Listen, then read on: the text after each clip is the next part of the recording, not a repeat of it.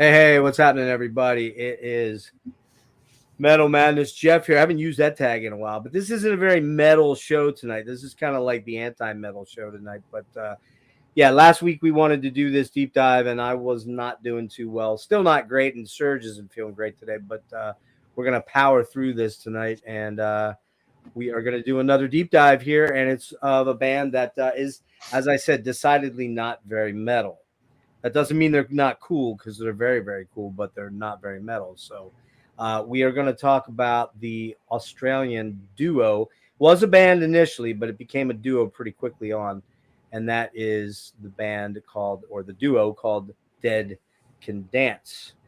But before we do that, I'm going to introduce my panel tonight. And I've got a returning alumni of a lot of my deep dives below me here. That is Serge from Black Room Photo, Black Room Secrets. You did do a fairly recent Black Room Secrets. I did one a few weeks ago. Yeah. You're. I know you got a lot going on. You got a lot on the home front going, so it's kind of hard for you to get around to doing YouTube stuff. But so Serge is with us and welcoming today for the very first time my very good buddy from long time back, like God, 99, 2000, probably somewhere in that range. Maybe like 2001, 2002. Okay, was it a little bit later on? Okay, yeah. Like after IA came out. Yeah. My good buddy Melinda, this Hello. way here, from out in the Chicago area. She's coming to us from the Great Midwest, and so it's going to be cool to have Melinda on here because she's really, one, loves this band, and two, gives us a feminine touch. We're always dudes. It's always dudes on here most of the time, and even though I look like a chick, and Serge too. Yeah, is your hair longer than mine? No, mine's not. Serge's is, I think. I don't know. Mine's actually, if you it might be near close. I don't know. Mine's down past my boob though, so my man boob. So it's long, which is funny because think about what I looked like 18 years ago when you came into the house, right, Mel? When I had the buzz cut, Yeah. Which is just bizarro, right? The world is very bizarre. Your hair since, right? I have since then. The last time I got it cut, actually, I've got it cut once since November of 2018, and I actually got it cut a few days before I met Serge for a show that we went to down in Baltimore, the Day of Darkness Fest, and that was kind of when I decided I'm just going to grow my hair long. I'm just going to let it go, and I had it cut once since then. It was last January, not this past, but January of 22. When we moved, I got about an inch and a half, just the ends that were rough. Need it again. So, but anyway, Melinda, so cool to have you. Serge, thanks for always jumping in. Sorry about last weekend, and we're gonna get into this. Dead Can Dance. Let's talk about where and how and when we got into this band. And Melinda, I'm gonna start with you, and I'm gonna, as I said, I'm gonna change the layout a little bit here, and I'll pull you up here. Okay. And you can talk about where, when, and how you got into this band. So I actually distinctly remember when and how I got into this band because they have been such an inspiration to me musically. So our friend Dan, who was actually playing bass with our band at the time, somehow had come across the Serpent's Egg. And so it was a brand new release at the time, 1988. Heard it, loved it, and just never looked back. Just have always loved all their new releases with every album. And yeah, it's been a great inspiration to me for sure. So he introduced you to the band then? Yeah. Cool. I remember that name. I don't think I ever met him. I don't think I met him, but he moved. What's the name of the band again? Your band. My band? Yeah. Wings of Vision. That's it. Wings of Vision. Yes. Very 80s. Yes, very 80s. Sounds like it ought to be in a Top Gun movie or something, like theme song by Wings of Vision. It was an Eloy song. Ah, yes. Eloy. Very, very know them. Serge, how about you? Where did you come to know this band? I wish I could tell you specifically, but I think it was just one of those goth/goth adjacent bands they got into in early 2000s. Late 90s, early 2000s.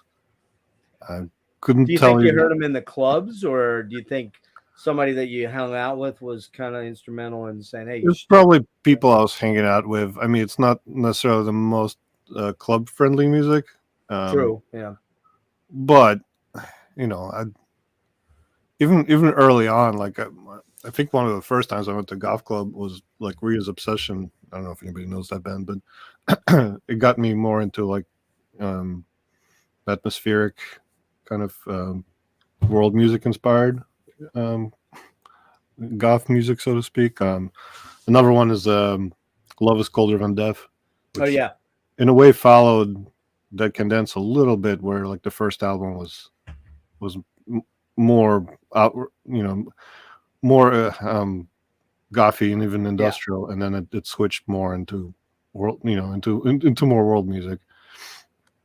Well, I've been trying to figure out where I came up with it. And the only thing where I came into them, and the only thing I can think of is a guy named Ken Brown that I ran into through the PT Trans, which is really where we all met, kind of, sort of. I mean, that was how we kind of connect. I mean, Serge, you and I have a weird sort of thing because we connected at a show, but I think we were vaguely aware of each other, or if we weren't aware of each other, I became aware of the PT Trans through probably your website, maybe, and then we met all these people.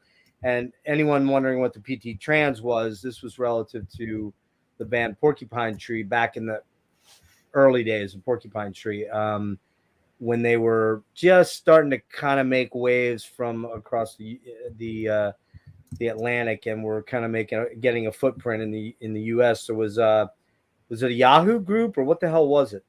Yeah, originally. Yeah, like a Yahoo chat group, which was the big thing back then. That and sharing files through Napster and peer to peer and stuff like that.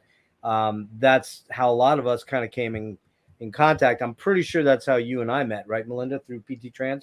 Yeah, absolutely. That's when all the fans knew each other. Yeah. And I mean, this was pre-cell phone, so it wasn't or pre-streaming by far. We couldn't just tap into, hey, what's up? Let's, hey, look, this is what I look like. It was always like this sort of mysterious thing, and we all met at shows for the first time. It's like, oh, that was kind of a cool thing about it. There was a little bit of an air of mystery of that kind of stuff like that.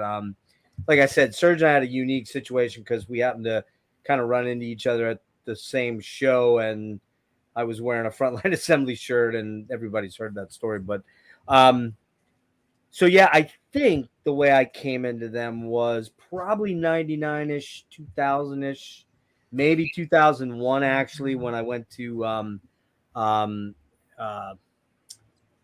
see Porcupine Tree was that the first time? No, it was the second time I saw him at the Nearfest thing. And that was, again, I met a lot of people there, Chuck and Jay Monkey and Ann and Ken Brown and Romy, and I mean, just Lou Fisher, all those people. And they were all people that were on the PT Trans. Well, I'm 99% sure we started trading a bunch of stuff back and forth, and he sent me the 3 CD box set, which was I think 98, 97, 98, somewhere in that range, 99 maybe, that came out. And he's like, oh, you got to check these guys out if you like this kind of spacey, trippy, gothy, ethereal stuff. You'll dig these guys. And that's 99% sure where I probably heard of them. And then we'll get into how I accrued most of the catalog in a few minutes, because I've told that story I think once before, but we'll get into that in a minute here. But so that's kind of what the deal is with with where we came into this band. We'll get into a little bit of a quick and it is a Wikipedia thing. I am not an expert on this band in terms of the history, but I'm going to give you what Wiki says about them. They're an Australian music duo, first established in Melbourne, currently composed of Lisa Gerrard and Brendan Perry. The group formed in 1981. They relocated to London the following year in 82. Australian music historian Ian McFarlane described Dead Can Dance's style as constructed soundscapes of mesmerizing grandeur and solemn beauty, African polyrhythms, Gaelic folk, Gregorian chant, Middle Eastern music, mantras, and art rock. Having disbanded in 1998, they reunited briefly. I jumped ahead.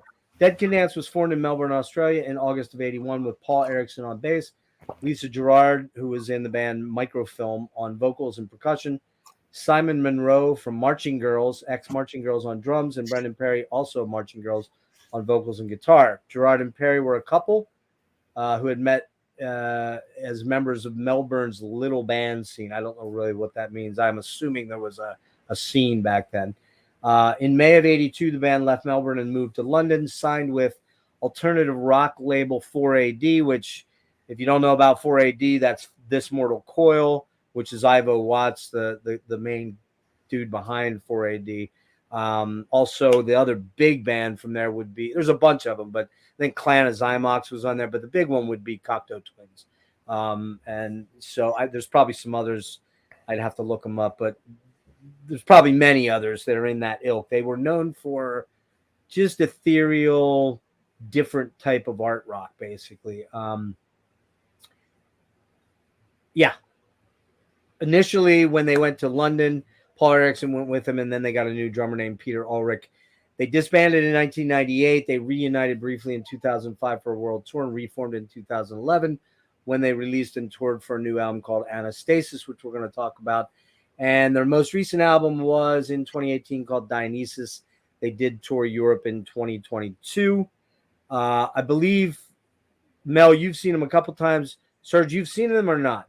No, You haven't. You and I haven't. So you and I kind of bow at the altar of Mel when she talks about the shows she's gotten to see. But we're going to get into that. But let's first let's talk about the first album. And Mel, I'm going to pull you up. You're going to go first. And if you will show that album for me, I'm going to give a brief summary of some of the information. That is the initial album that came out February 27, 1984, recorded in 1983. Genre post-punk gothic rock ethereal wave. The label was 4AD and it was produced by Dead Can Dance. So go for it as far as what you want to talk about on this album. And I don't know why that is. Why is that up there? What? That, do you guys see that live viewer comments? Oh yeah, but I don't know if that's to everybody. That's never there. Why is that there? Oh, there we go. All right. Maybe I clicked on by accident. All right, Mel, sorry. No, that's okay. I like this album. It's totally different to me than their other albums. Yeah. It definitely has that signature 4AD label sound to it. And I almost think possibly that the label was trying to move them in a certain direction musically on this album, because the whole thing was, I guess, recorded in like 2 weeks. And from what I understand, Brendan didn't even get along with the producer on it. And it was just kind of a rush job. But overall, I think that it has some really bright spots. I'm so glad that they made the album so they could become what they evolved into. And it's, really kind of a time capsule of that era. They were super young. Lisa was 23 years old. Brendan was 25 when they recorded it. And knowing that, I guess, puts it in a different light for me because they were just super, super young at the time. And I think it's a great work that shows an incredible depth and diversity to it.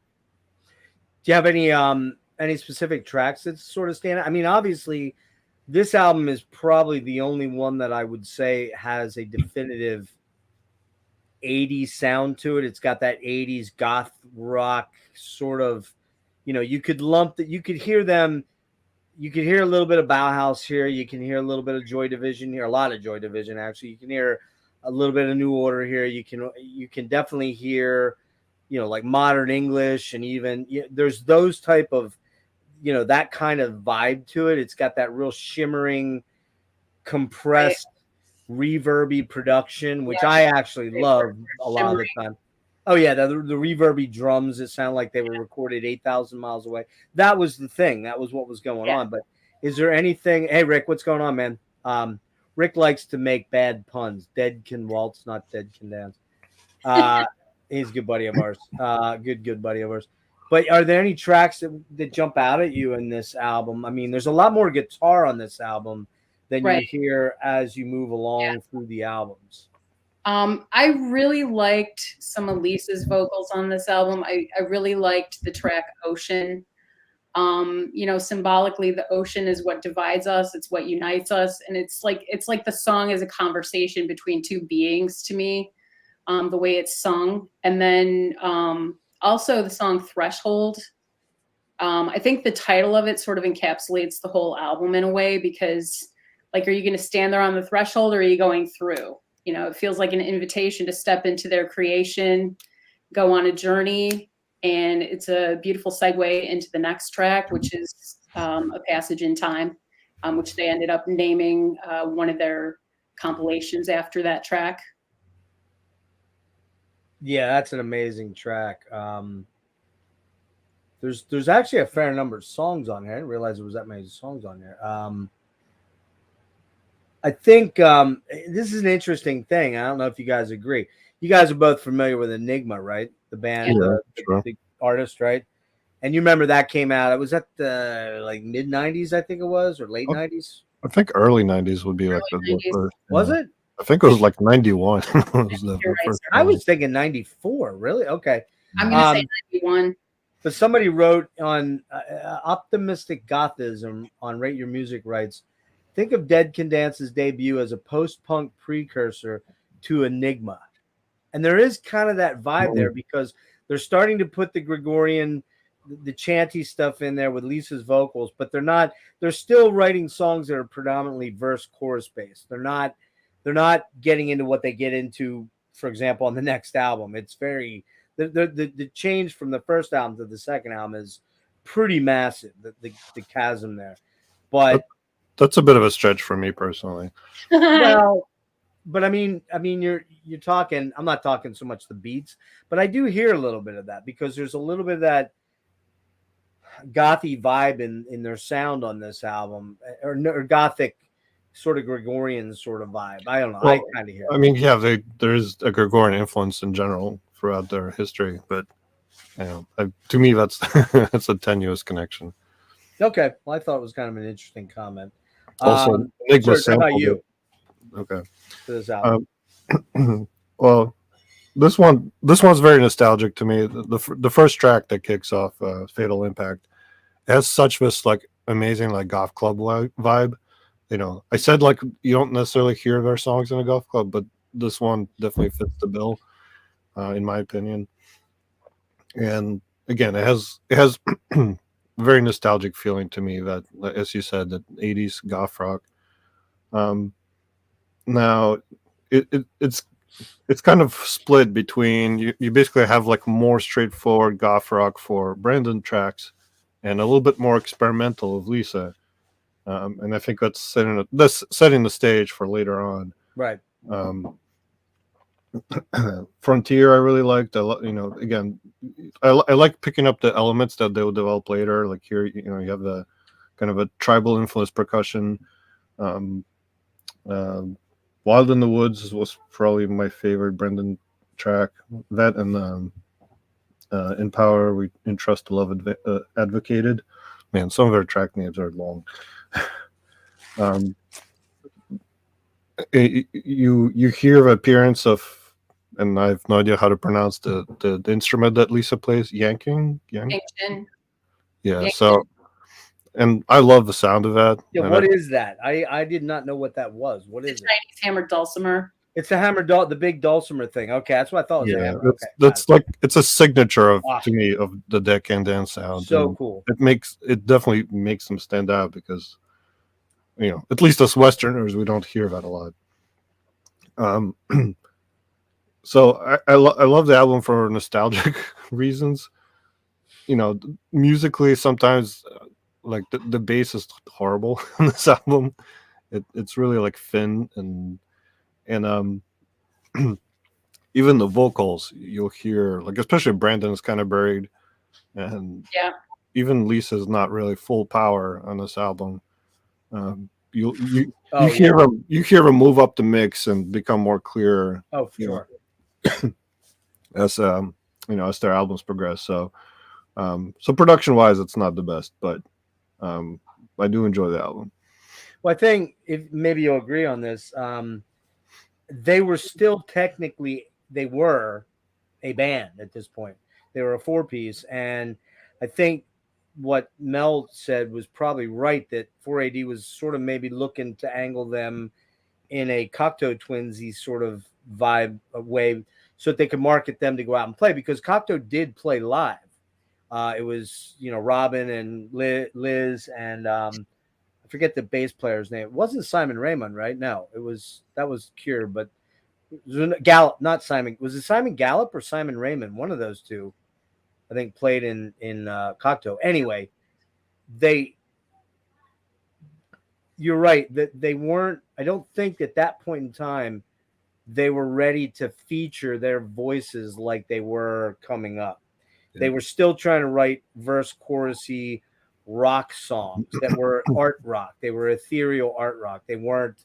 And one of the things that I wanted to point out real quick, when you read about them on Dead Can Dance, when you read about them on Rate Your Music or any of these All Music Guide or whatever, they throw in tons of genres, ethereal, darkwave, goth, whatever. There's 9 million different world, ambient, blah blah blah, dark synth wave, And the weird thing about them is that all those things can apply, all those genres can apply, but none of them really describe what Dead Can Dance start to morph into and become as soon as the next album. On this album, they're kind of like a lot of other 80s rock bands, which I'll touch on here with my rundown. I'm going to do it track by track, but I'll make it fairly quick. So on this album, you've got Brendan Perry, Lisa Gerrard, Paul Erickson, James Pinker was also on. I believe he played synths and guitar, and Peter Ulrich, I believe, was the bass or the drummer. The instrumentation consists of guitar, bass, guitar, drums, added percussion, and that very distinct sound of the. How's it pronounced, Mel? Yangchin. Yangchin. Okay, as played by Gerrard. And what's that? Yangchin, like your chin. Oh, Yangchin. Okay, sorry, Yangchin. That's what I got wrong. That is interesting if you think about it. When Wilson was doing a lot of his experimental krautrock and his bass communion stuff, he really got into doing a lot of hammered dulcimer stuff in background. And, he used it, I believe, on, pretty sure he used it on Lips of Ashes. And he definitely used it on that one IEM track, that long, super trippy, spacey thing that came out on the, it was the third bass communion.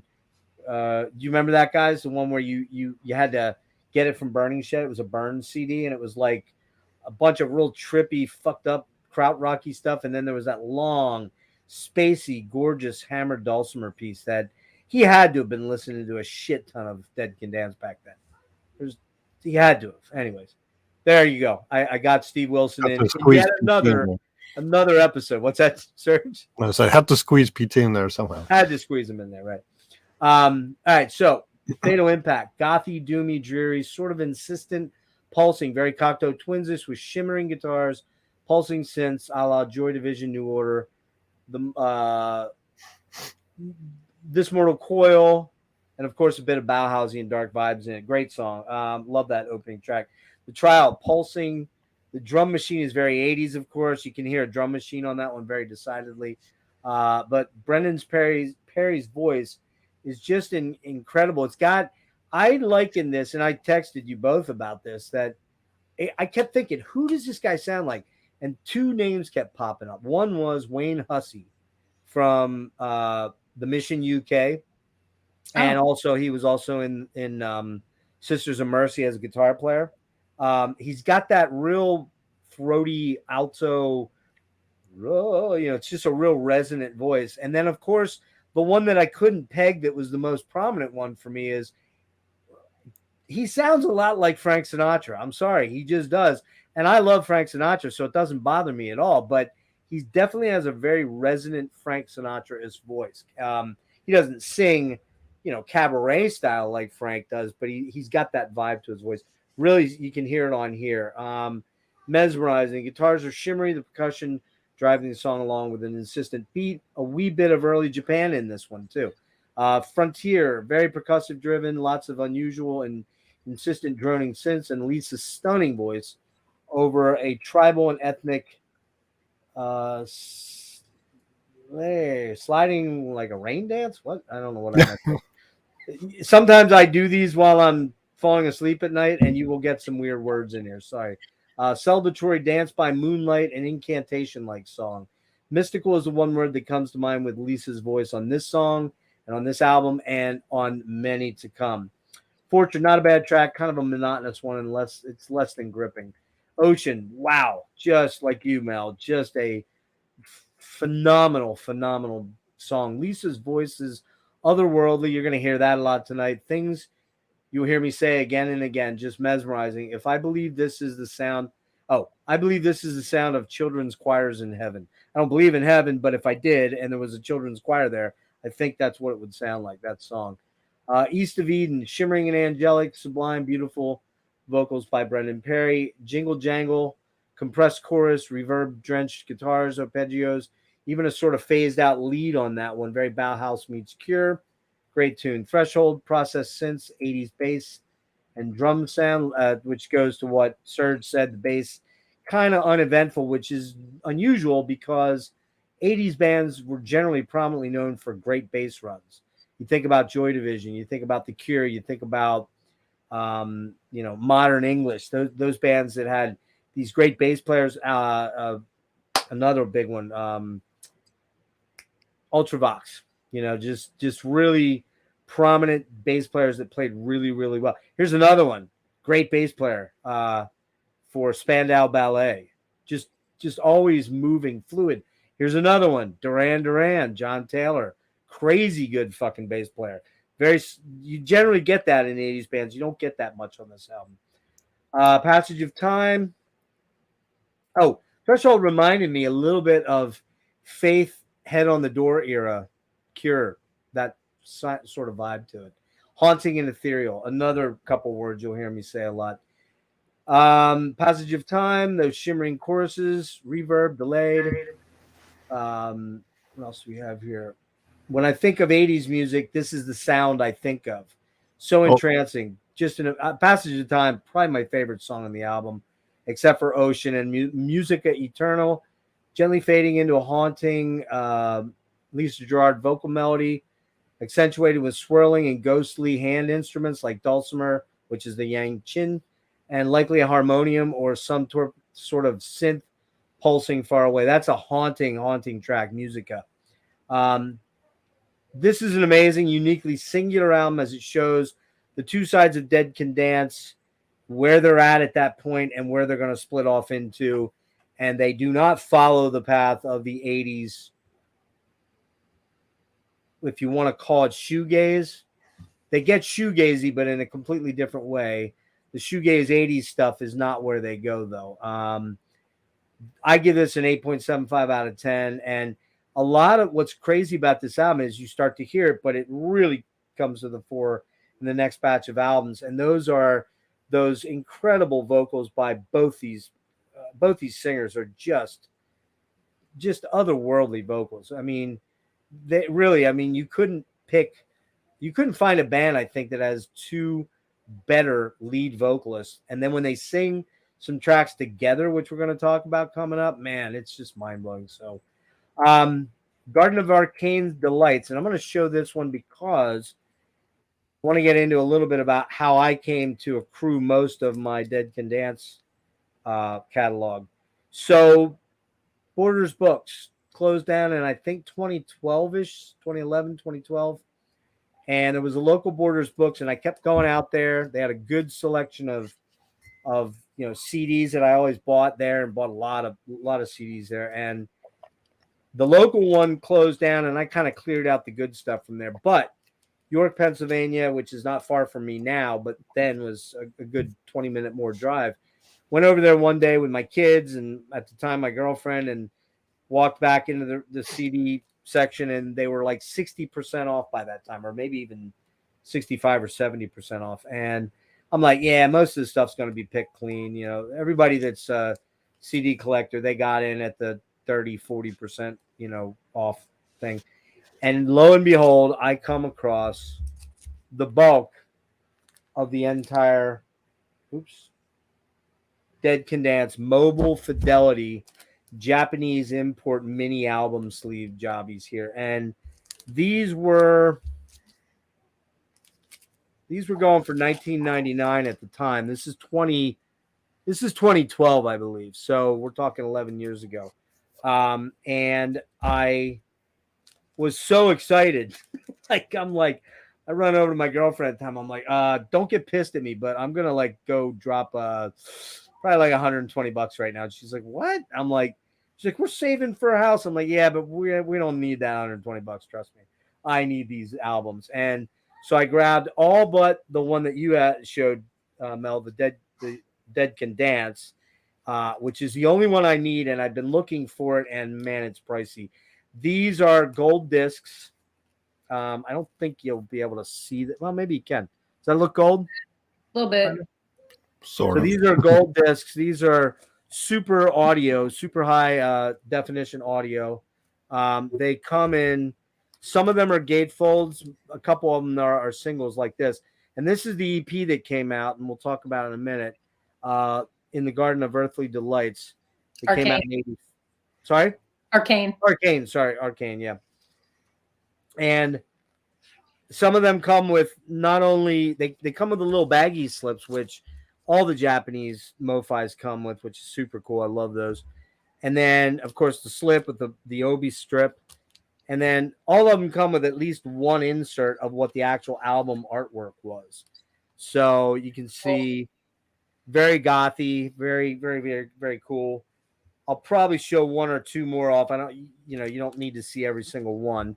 I think one of maybe I have to check one of the later ones if they are actually gatefolds or not. They might not be, but I hadn't looked at these in a while. I hadn't played them in a while until September of 21. And I yanked them out. I'm like, oh shit, I totally forgot I had these. And here all right, hang on one sec.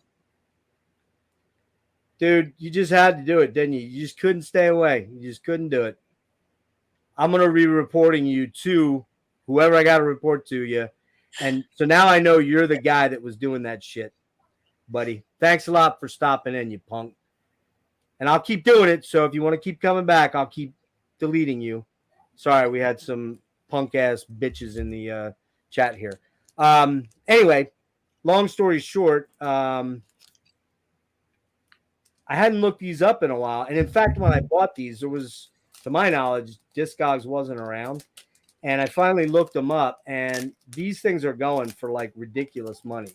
Some of them are going for like close to $200, or at least they were. I haven't looked at them in a year or so, so maybe they've come down. Very hard to get, very hard to find.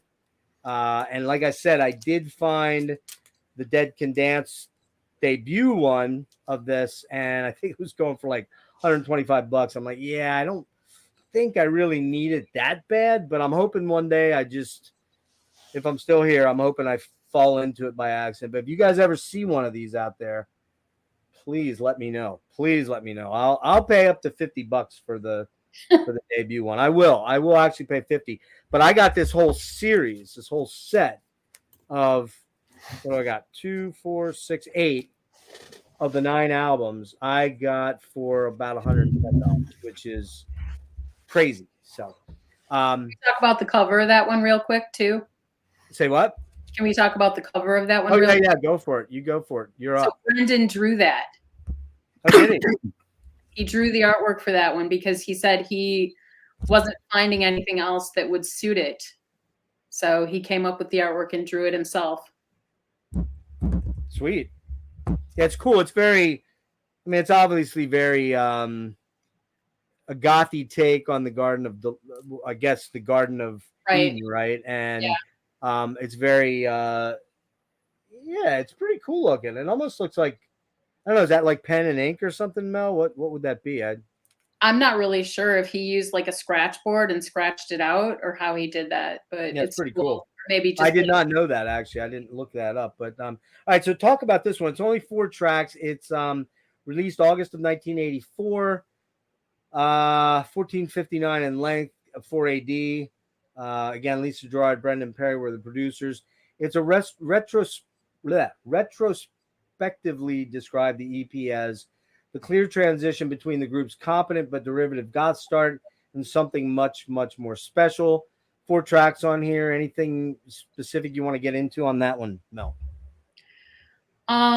So the first track on there, Carnival of Light, it's like a very uplifting track. It was kind of a departure from the sound on the first one to me. And then the second track on there, In Power We Entrust, The Love Advocated, that is like hands down one of my favorite Dead Can Dance songs. Brendan's voice is amazing on that track. The lyrics are beautiful and poignant. And the way that it moves musically, it takes you on this beautiful emotional journey. So, you know, like the way he places the words even against the music, it's exceptional to me. The Arcane, you know, Brendan sings on that one. And it's the inspiration for the title of the EP, combined with the title of the Hieronymus Bosch painting, like you mentioned, Jeff. Mm-hmm. And then the final track on there, Flowers of the Seas, with Lisa singing. Overall, I love it. I love the conceptual nature of it as a whole. It's a nice EP. Cool. Serge, what do you have on this EP here? Oh, you're muted. You're muted? My bad. Yeah, I was muted. Well, because they added this to the CD when they released the CD of the first album. So right. I kind of covered it as part of the first album. Yeah, you did. Oh, did you? Yeah. Oh shit! I didn't even hear you. I didn't pick up on that. My bad. You have that one. You have all these, or which ones do you have? I don't have that one in, at least as the album. I have a compilation that covers that era. Oh, right. All right, I'll jump in. I got some thoughts on it as usual. Carnival Light, dulcimer droning synths, Lisa's massive presence, seemingly not singing English lyrics a la Liz Fraser, like she did in Cocteau Twins, and the term for her language that she started to sing in was glossolalia, I believe, or glossolalia, something to that effect, and essentially it's her made-up language. And if you know anything about the Cocteau Twins, Liz Fraser was doing that with a lot of, not all, but a lot of their songs too, where basically they're singing in sort of a sing-songy type language, but you don't have like lyrical reference points that, you know, like rhyming this with rhyming that. It's kind of this stream of consciousness way of stringing melodies together with regards to I don't think it's really syllabical in any way, or is that a word? Syllabic, I guess is the word. Syllabical, I don't know. But yeah, it doesn't like have that kind of vibe to it. It's more of a free flowing sort of stream of consciousness way of emoting vocals that, you know, and weirdly you're not distracted by it. You're actually kind of, at least I am, you're kind of taken in by it. It's kind of this beautiful sort of ethereal way of kind of doing something a little different. And so that's the track that I think she starts that transition on. And obviously that particular song really sets the course for where they're going to go on the next, you know, in the next full length. In Power, darkly gorgeous, lush, somewhat poppier sounding song, but the gothy post-punk kind of thing is fading out. And you've got such an evocatively gorgeous track. Amazing. Love In Power. The Arcane sounds so 80s right off the bat, and I love it. Brendan Perry has such a romantic voice, which may sound weird for a dude to say, but he just has this lush, resonant, beautiful, mysterious sort of slowly crawling vocal. It's just the way it's just kind of feels like a warm hug when you're listening to him sing. Lisa's like that too, but in a very different way. Her vocals are very different. You got a little bit of a Cure vibe on this one, but totally Dead Can Dance.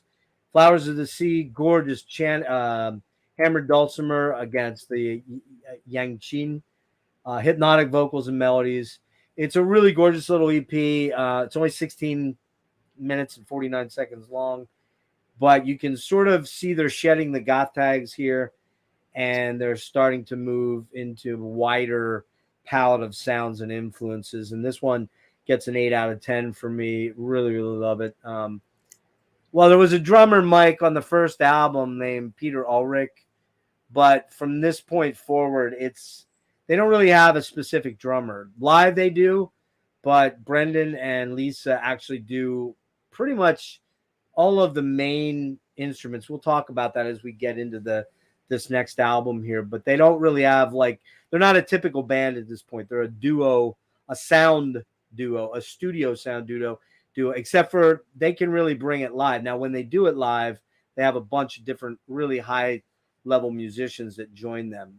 But there's not really on this, I don't think on this EP, I'd have to double check, and I will look in a minute when we get to the next one, but I don't think there was a drummer. I think it was just Brendan, and could have even been somewhat of a drum machine too in some respects. So, okay.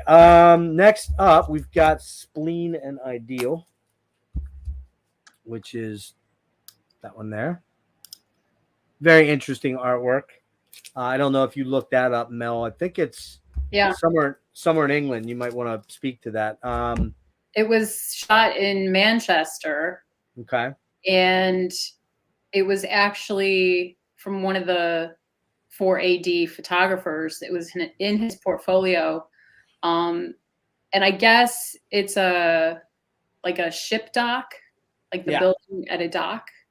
And they had tried to demo it. They tried to blow it up, and it didn't happen. It didn't go all the way down. So it was like sitting on an angle looking half demolished. And then whoever was in the car with the photographer grabbed the red cloth and turned it into like a robe. And then the star, they just found it on the ground. It was just a piece of garbage on the ground. And here you have like one of the most iconic album covers. Yeah. It's almost like let me throw it back up real quick, because their album covers are always very interesting. I wouldn't necessarily say they're very artsy, obviously, but I wouldn't necessarily say they're like, I don't know, like eye-grabbing in the fashion of, say, I don't know, like Rush Hemispheres with the guy walking on the nude guy on the brain or something. But they're all very austere looking a lot of the time. There are a couple other ones coming up that are very cool looking, though, like the next one. So what are your thoughts on this one? This came out November 25th, 1985, recorded September through November of 1985 at Woodbine Studios. We're now getting into more darkwave, neoclassical world, gothic rock, post-punk. Producer was Dead Can Dance and John A. Rivers, who I don't think, this is the one I think that Brendan didn't get along with the producer on, if I'm correct on that one. But a couple quick notes. The band's official website stated that the album title was taken from the 19th century symbolist Ideals. The title is directly taken from Spleen et Ideal, a collection of poems by French poet Charles Baudelaire, which form a section of his magnum opus Les Fleurs des Mal. I don't speak French. I'm sorry. Discussing the album's musical style, AllMusic commented that the Spleen and Ideal DCD fully took the plunge into the heady mixture of musical traditions that would come into to define their sound and style for the remainder of their career. The straightforward goth affectations are exchanged for a sonic palette and range of the imagination. The cover image shows the demolition of a grain elevator number 2 at Salford Quay, or how do you pronounce that? I think it's Quay, part of Manchester and Salford Docks, like you said, Mel. So go ahead. Yeah, so this album was like a pretty big leap forward musically, and this is where they start to leave their goth sound behind. I think like maybe there's still undercurrents of it in there, but very little. Yeah, very little, I would say. And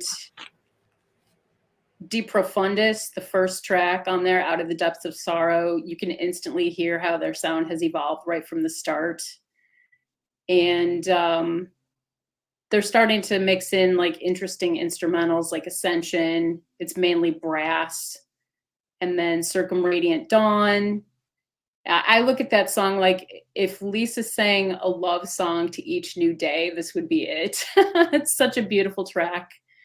And then we've got Brendan singing on the Cardinal Sin, Mesmerism, another Lisa track. It's another term for hypnotism, which you probably know. The track's definitely got a hypnotic quality to it. And Lisa also sings in English on this track, which is kind of a rarity for her. Next track is Enigma of the Absolute. Brendan sings on that track. It's got a huge timpani sound on it that started to become characteristic of their style. They started incorporating more timpani, interesting drums. I think overall, I love the whole new territory they're traversing on that album. And then it has such a big sound, like it's got a lot of power to it. It just had a few session musicians on it, so almost all the instrumentation and vocals was done by Lisa and Brendan. And just really amazing talent and creativity, especially for two people in their mid-20s. So really something for them to be proud of. Are you muted? That's a good point. Sorry. They were very young. I mean, they were mid-20s here. Brendan's probably 26 or 27. I mean, the fact that they've incorporated a lot of instruments that, you know, generally aren't brought into rock contests or even art rock, as you may peg these guys back then. Very different sort of approach to what they're doing. They're almost becoming a small mini chamber orchestra between the two of them. That's a good way to put it. Which is pretty crazy. Like you said, considering they're both very young and they're not, you know, they're creating this new genre in a lot of ways. There really wasn't anybody that sounded like this. I think they were inspired too from where they lived, because at the time they were living in one of the most horrible parts of London. So it was just like a very bleak landscape. I know they were going to the library a lot because they just had bikes to get around on. They were going to the library and they were checking out like all these interesting different world music albums and poetry and interesting books and concepts. And I think that played like a big role in their sound and what came out on this album. Yeah. How about you, Serge? What do you have to say on this one? Which, by the way, I think neoclassical is another genre label they acquired, and yeah, you kind of sense that here for sure. As Deeper Fundus opens with this grandiose kind of opener, already immediately kicks you in. It's okay. They're a little bit of a different approach, but you can sense that, you know, clearer production is better. Circumradiant Dawn was one of my favorites, and that kind of like a delicate sparse track is also a precursor to some of their other later output. Cardinal Sin, you start hearing Brendan crooning more. If crooning, that's a good word for it. Yeah, which I think suits him better. Mesmerism is one of my favorite tracks. You have that. I love the Deccan dance tracks that have that bit of a tribal feel of a little dark and driving. Advent is probably the closest they have to the first album. Yep. It's the only one that's kind of a little riffy. But I like the dichotomy of kind of the music feels kind of anxious, but Brendan's vocals are very gentle. Yes. So I think if that was pretty interesting to me. And Avatar is my other favorite. Very kind of spooky. Lisa does that weird vibrato thing, which I don't know how to describe, but it's not standard vibrato, but it's like a tremolo with her voice. Yeah, she has some unique vocal tricks. This track and a couple of others made me think of like early Delirium. And I always it makes me think like, wow, how cool would that collaboration have been? So yeah, that's my notes. Definitely lots. The thing there is, I don't think Bill and Reese can afford Lisa. No, certainly not. I think that's the I don't mean in a realistic way. But you're right, though. That would be fucking phenomenal, man. Oh my god. You wonder if they ever have come in contact. I would think maybe they might have. You know, like Semantic Spaces like era where they still had that a little bit of an early element, but started incorporating singers. So. The Kirsty Thirsk sort of thing. Lisa would fit so right in that era of Semantic and Karma and just amazing. Which I have not checked out the new album, and I made another approach to Bill yet. I actually went through the label this time. I'm trying desperately to get him one. Yeah, that's some good stuff there, man. You know, you tapped into something really good that I didn't think of. That Brendan has this gentle delivery. It's this, like I said, it's like a warm hug. It's like you hear his voice, and it's croonerish, but it's so good, man. It's so incredible. The guy's voice is just amazing. The weird thing is, I don't remember listening to this one much. The others I do. I just don't remember this one much. So when I went back and checked it out yesterday or day before yesterday, maybe a few days ago when we were going to do this, I was kind of blown away by this album. It's absolutely magical. It is, you know, again, there's that chamber orchestra sort of vibe. And one of the things that we said neoclassical, clearly Brendan and Lisa listened to a lot of classical music because there's no doubt, there's no way they could write these songs without that kind of an influence. I think I just don't see how they could, especially sort of the Romantic period, like the French composers, like, are not French, but like Handel and like Pachelbel. There's just this vibe to those and I'm not an expert in, you know, classical music, but there are some composers I hear and I'm like, man, that sounds like they were listening to them. And Pachelbel would be one, and also Handel a little bit. But yeah, just so cool. De Profundis, mesmerizing, beautifully cinematic.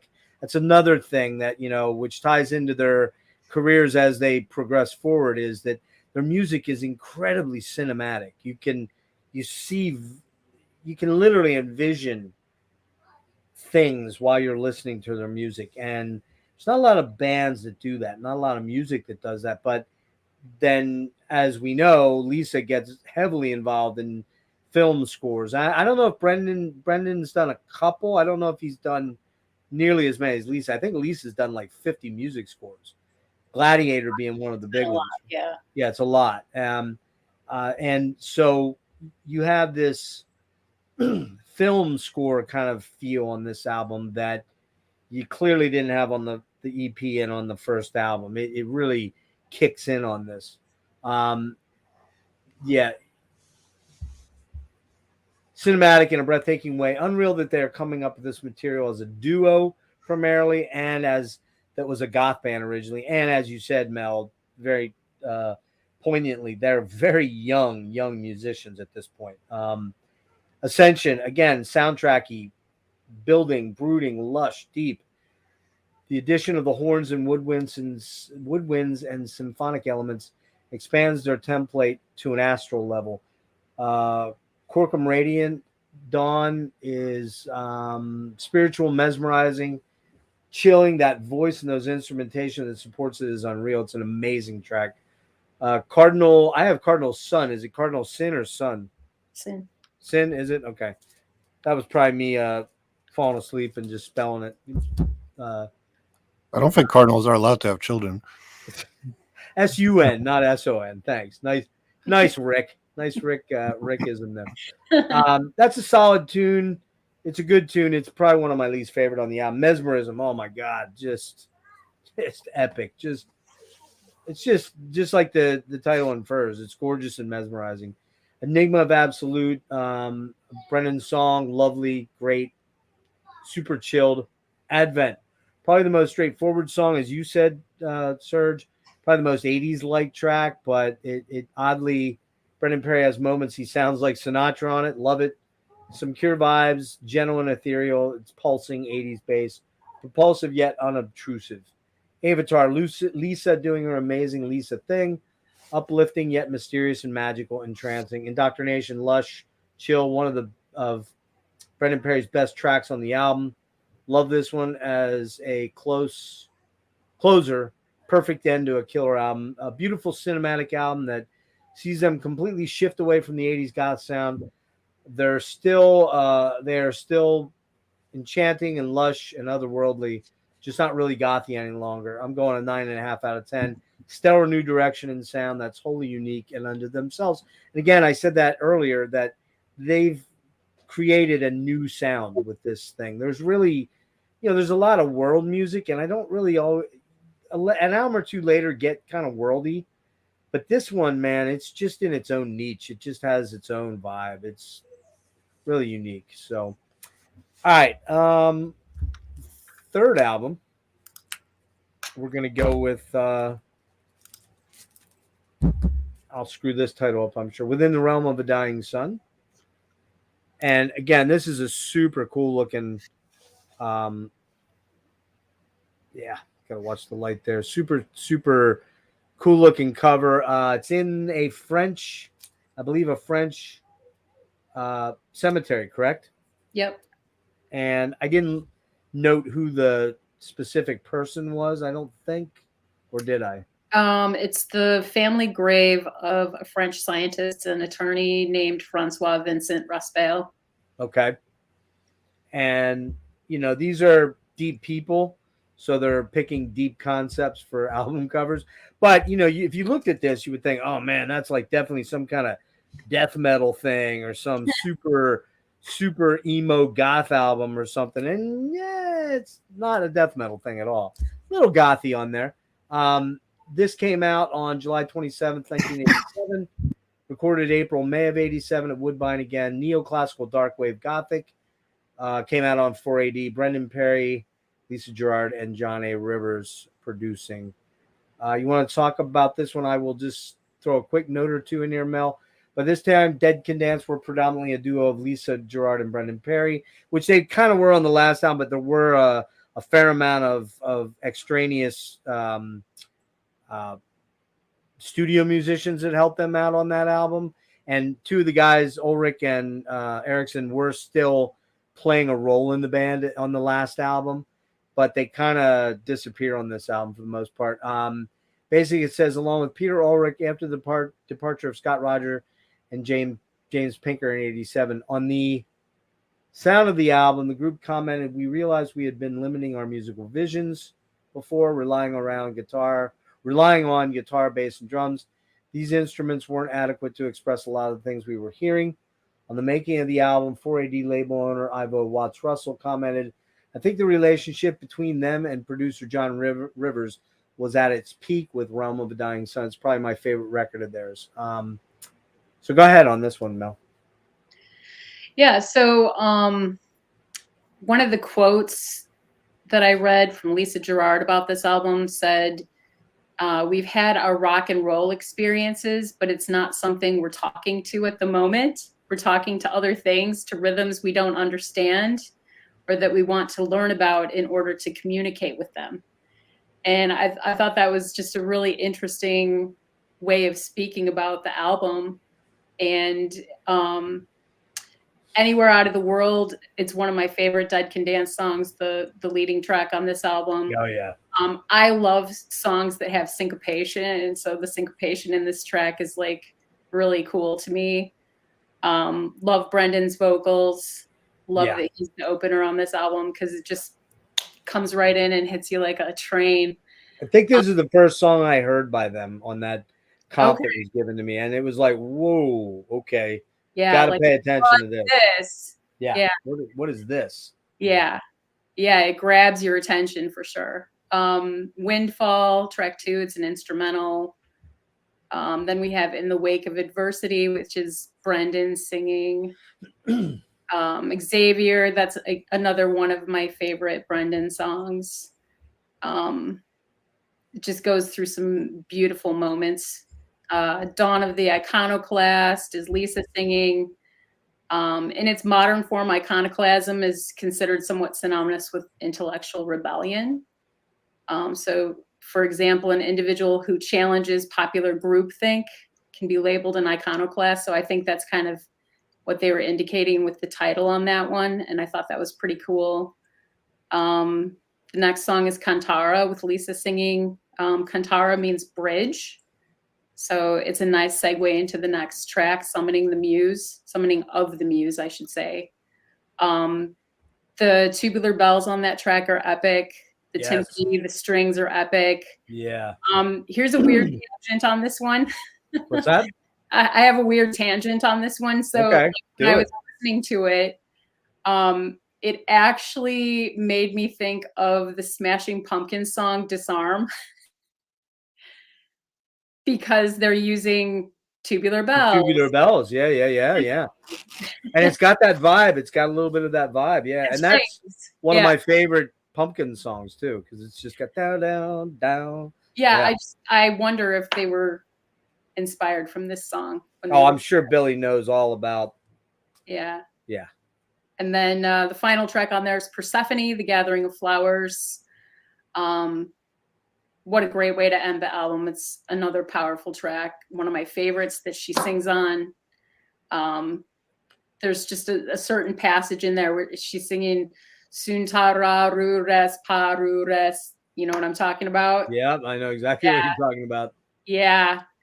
That's one of my favorite parts for sure. Jaw-dropping is what I say. Yeah. Jaw-droppingly haunting. Yes. Yeah. Another epic visionary work. The melodies are just really unexpected on there and just wonderful. I love how they do things that are so unpredictable. Like a lot of times when you hear songs, you can almost imagine where it's going next. Yes, you never can't do that. Imagine where one of their songs is going next. You can rarely do that with these. There's one or two tracks that Brendan does that are more of the straight forward sort of things that come a little bit later. But you just can't do that with the DCD track. You just never know, especially the Lisa tracks in particular, because they never are linear. They often revolve around similar melodic motifs, but they never stay linear, like verse, chorus, verse, chorus. It just isn't like that. You know? Right. Yeah, really Probably good. one of the most astonishing things about her is that she can double track herself with no problem. Mm-hmm.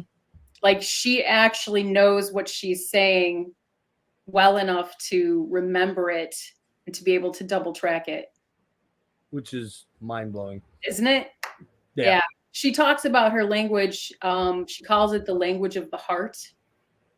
That's this glossolalia thing, right?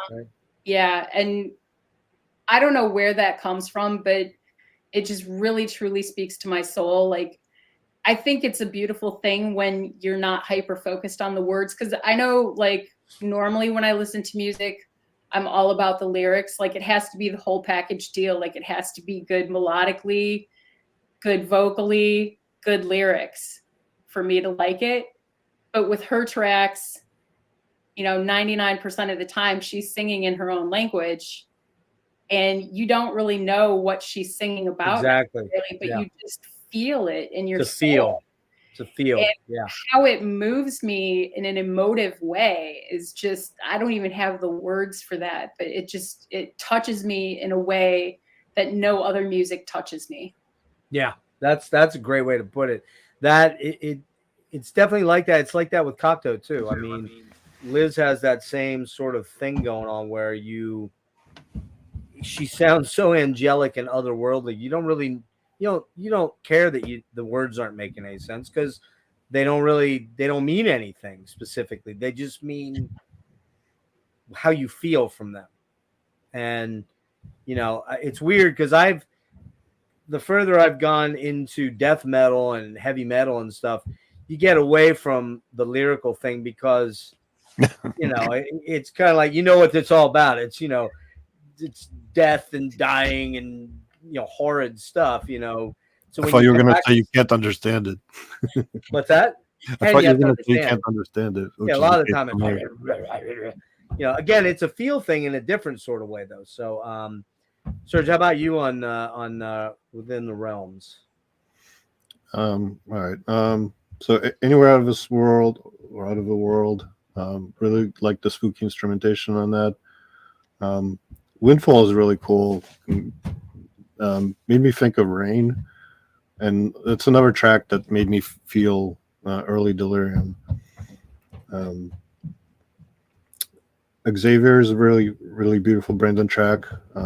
Also, apparently, because I was looking at the notes, there's a cover of it by Paradise Lost, which maybe is a little bit unexpected, but Oh, that's right, there is. it's actually not bad in a Paradise Lost kind of way.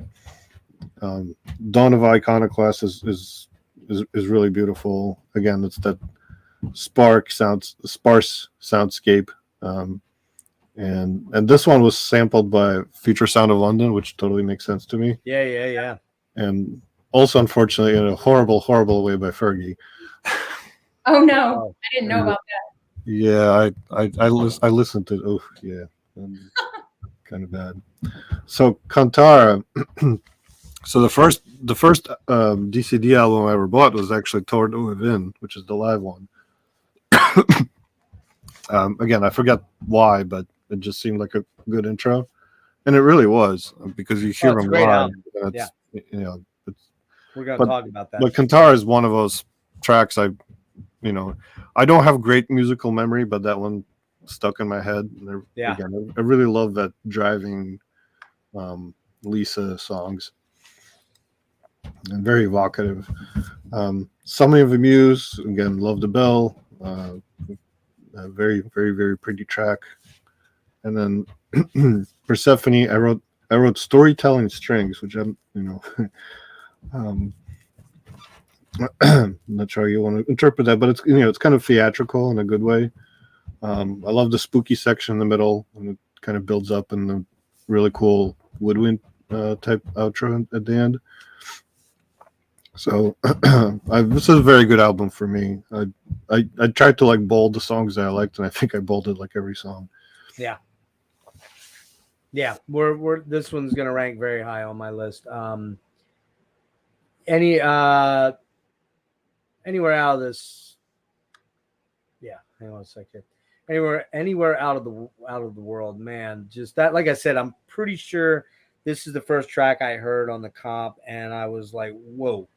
That part where I guess it's kind of a pre-chorus, or maybe it is the chorus, I guess, because you don't really know with their stuff. They don't have the typical verse chorus thing, but where he does the part where he says maybe it's easier, that just the way he builds the melodies in that is just amazing. And it's such an inviting and haunting set of chords that open it up.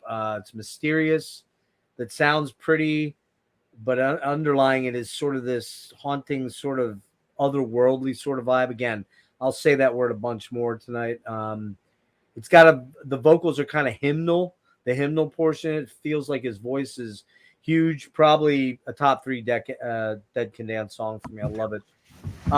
Windfall, Amazeballs. Jeff, you want to blow yourself up? Oh, sorry. Yeah, I always forget. I'll be right back. I just got to get the yak and go ahead and mute out or whatever you got to do. So where was that? Windfall. Yeah. Amazeballs. Instrumental, so otherworldly and entrancing. Could go on for days. I love that song so much. In the Wake, movie soundtrack theme song. It's with beautiful melodies, especially at 2 minutes 15 seconds where they start. They're just so sublime. Those melodies, just so beautiful. Xavier, oh God, what an intense Brendan Perry song. Probably one of the best from him. Dawn of the Iconoclast. Lisa in that voice, just unreal. It's not of this earth, man. Her voice is not of this solar system. It's just unreal.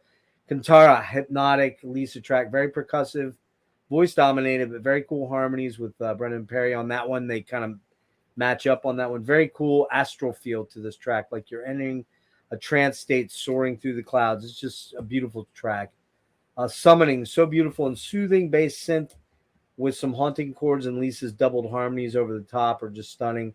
And Persephone, man, oh my God, just jaw-droppingly haunting and emotive and brilliant. It's just hard to put into words how amazing that track is.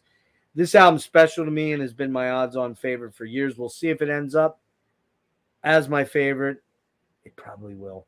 But so many incredible melodies on this. The vocals on this album are just fucking epic. All of them. Like, there's not one vocal take on this album that you're like, that, or, man, that didn't quite hit the mark, or what was that? It's just every song has just lush, layered, just these vocals are just mind fucking blowing. Easy 9.75 out of 10 for me. Probably closer to a 10 out of 10, quite frankly. It's just an unbelievably spiritually, it's an album that you can spiritually tap into. Even if you're somebody that like wouldn't typically listen to this kind of music, if you listen to this album and you walk away from it going, it's all right. There's something not right with you. There's just something not right with you. It's just you're fucked up. I don't know how to say it any other way. Yeah. There are some albums in there coming up that are, still amazing, but they're not as good.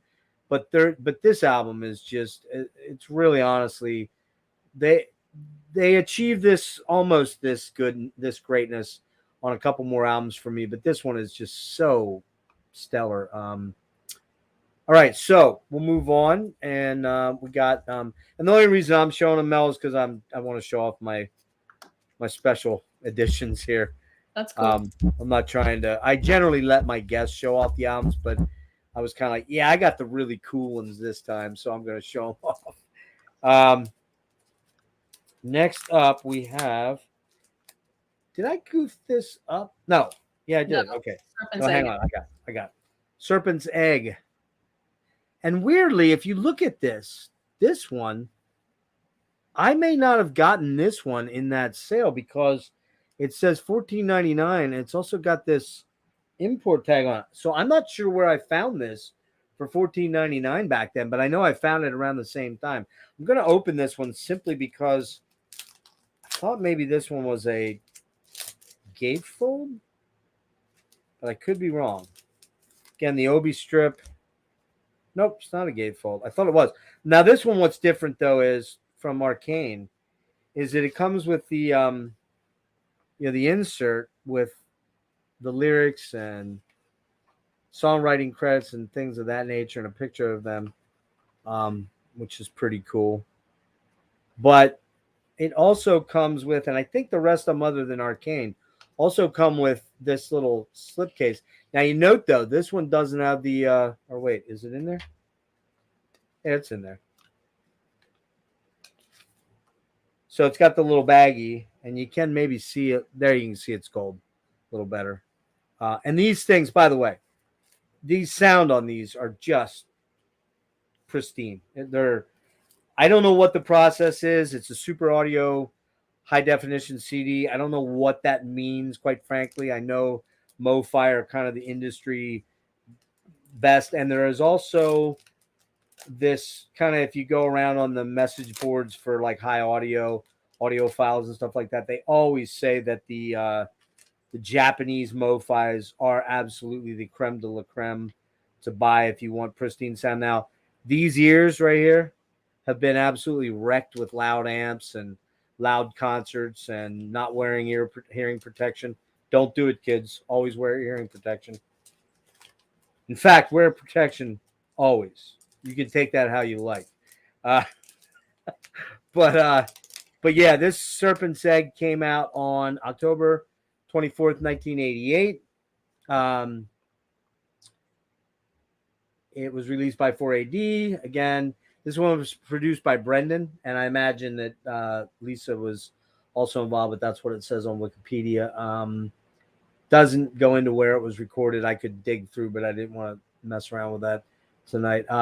Mel, what's your thoughts on the Serpent Egg, their fourth album?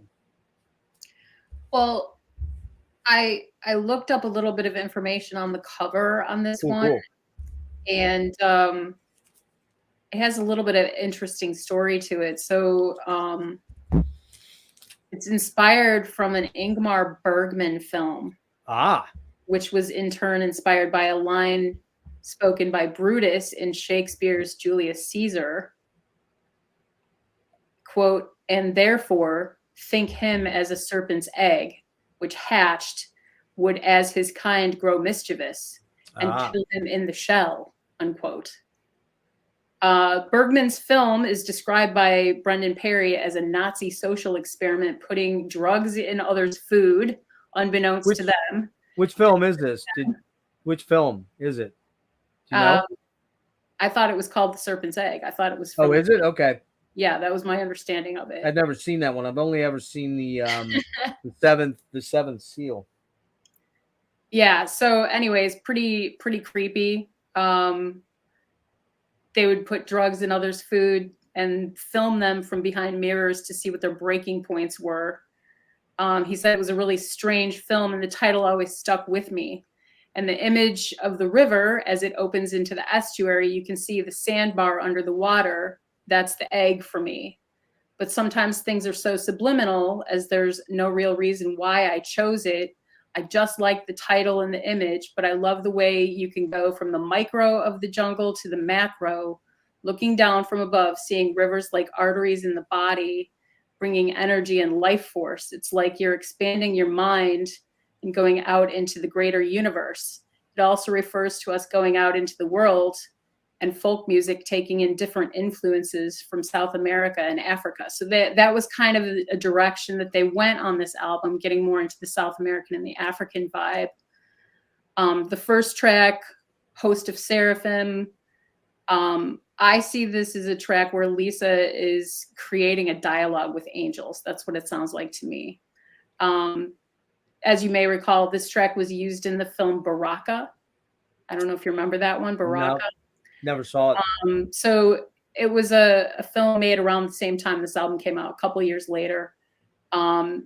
This track was used in a scene where it starts off and they're showing donkeys struggling to pull a cart.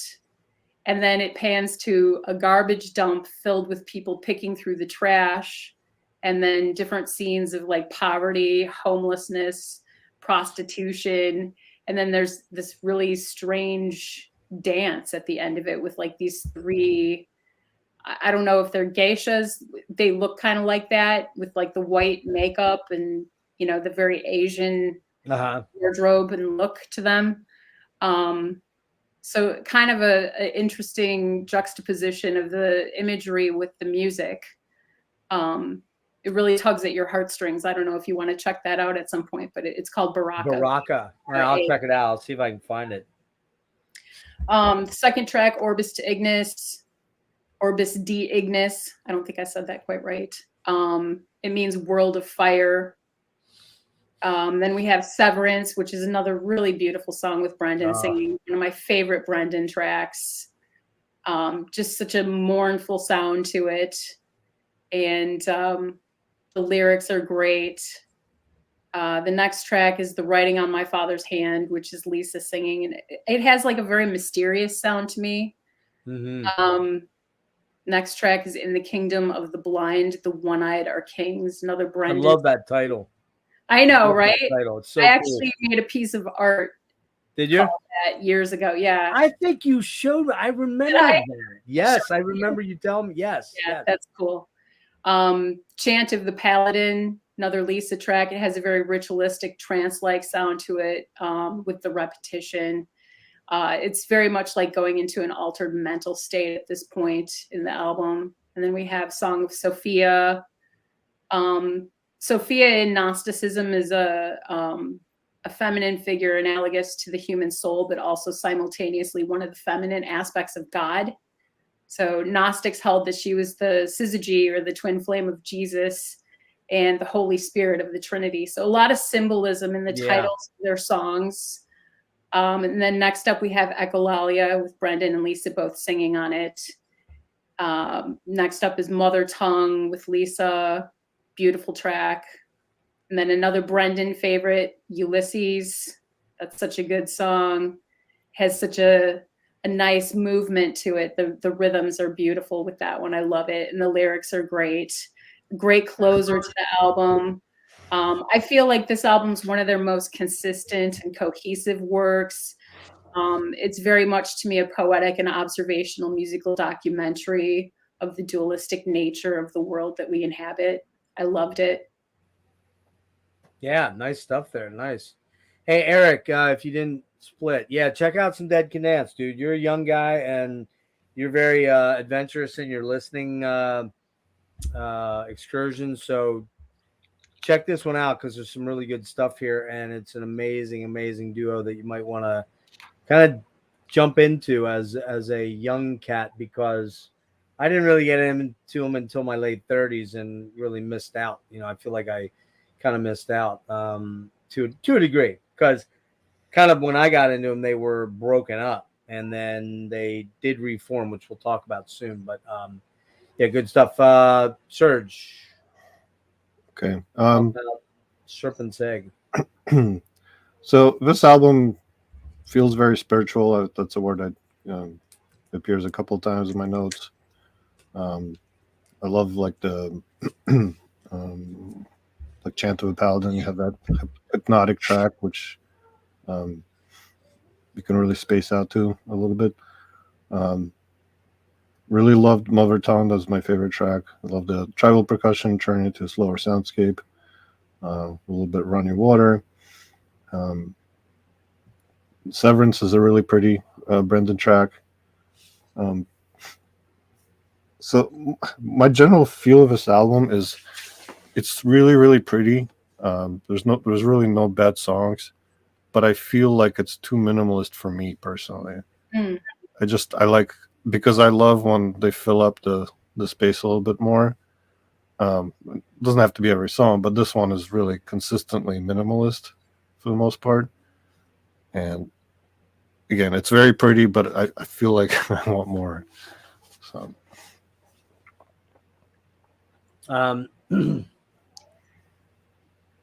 yeah, this was another one like Spleen and Ideal that I didn't remember as much. I remember the next 2, 3 actually coming up more. And re-listening this, I was like, whoa, like kind of mind-blowing. Host of Seraphim, wow, just wow. What a song. Like, Lisa's vocals are just unbelievable. I'm going to, hang on a sec here, guys. I'm going to put on my hair back here because it's driving me crazy. So this particular song just, and as Mel alluded to, this is a film score song, and you can absolutely, you just hear it. It's so huge sounding. It's just, and her vocals on it are just, they're just from another world, man. They're just something that you know, I have this weird thing with like female vocalists and quote unquote rock music where I'm like, they don't sound right in it. But this is where I lock into female vocals on music like this. And man, I just don't know if there's a better vocalist than Lisa Gerrard out there. And I love Liz Fraser and I love Tori. There's a lot of female vocalists I love, but I just don't know that anybody is better than Lisa Gerrard. Her voice is so dramatic and so evocative and so huge. It just gets in your head, and you're like, it gets in your head and it just gets into your soul, and you just feel it. And this song, Host of Seraphim, one of my absolute favorites. It's just epically heavy and beautiful. Orbis, stunning. The chorale arrangement of the voices is incredible. The tubular bells, of course. I'm a sucker for tubular bells. Tubular bells, hammered dulcimer, and Uillean pipes or bagpipes. Give me any 3 of those, man. I'm a happy dude, you know, and lots of heavily distorted guitars, but we don't get those in these. But but yeah, the tubular bells on here are just incredible. And you said, Mel, this is the one that reminded you of. This is the one that reminded you of, or was that the last album? That was the last It was album. the last album. Well, just yeah, it's just tubular bells, man. They fucking rule. Ask Mike Oldfield. He made a whole album about them. Severance. Crazy how much Brendan Perry sounds like Frank Sinatra on this song, but I totally love this dude's voice. Stellar. The title, the little nuances by the woodwinds and synths are so evocative and ethereal. Crazy how good this song is. One of Brendan Perry's favorite, my favorite of Brendan Perry's. The writing. I just, instead of writing out the whole title, I just am writing one or two keywords. Gorgeous, gorgeous, gorgeous Lisa. That's all I had to say. In the Kingdom, a bit quirky and very Sinatra. Mammoth building track that becomes super huge. Again, another banger. Chant of Paladin, kind of a mantra of reptilian? I don't know why I put reptilian repetition, but Lizzie's. Is it? I just said Lizzie's. I don't know. I guess I don't know where I came up with that. Gets in your head and hypnotizes you. That said, it's my least favorite track. There's not a lot of dynamics in there that warrant 4 minutes of it for me.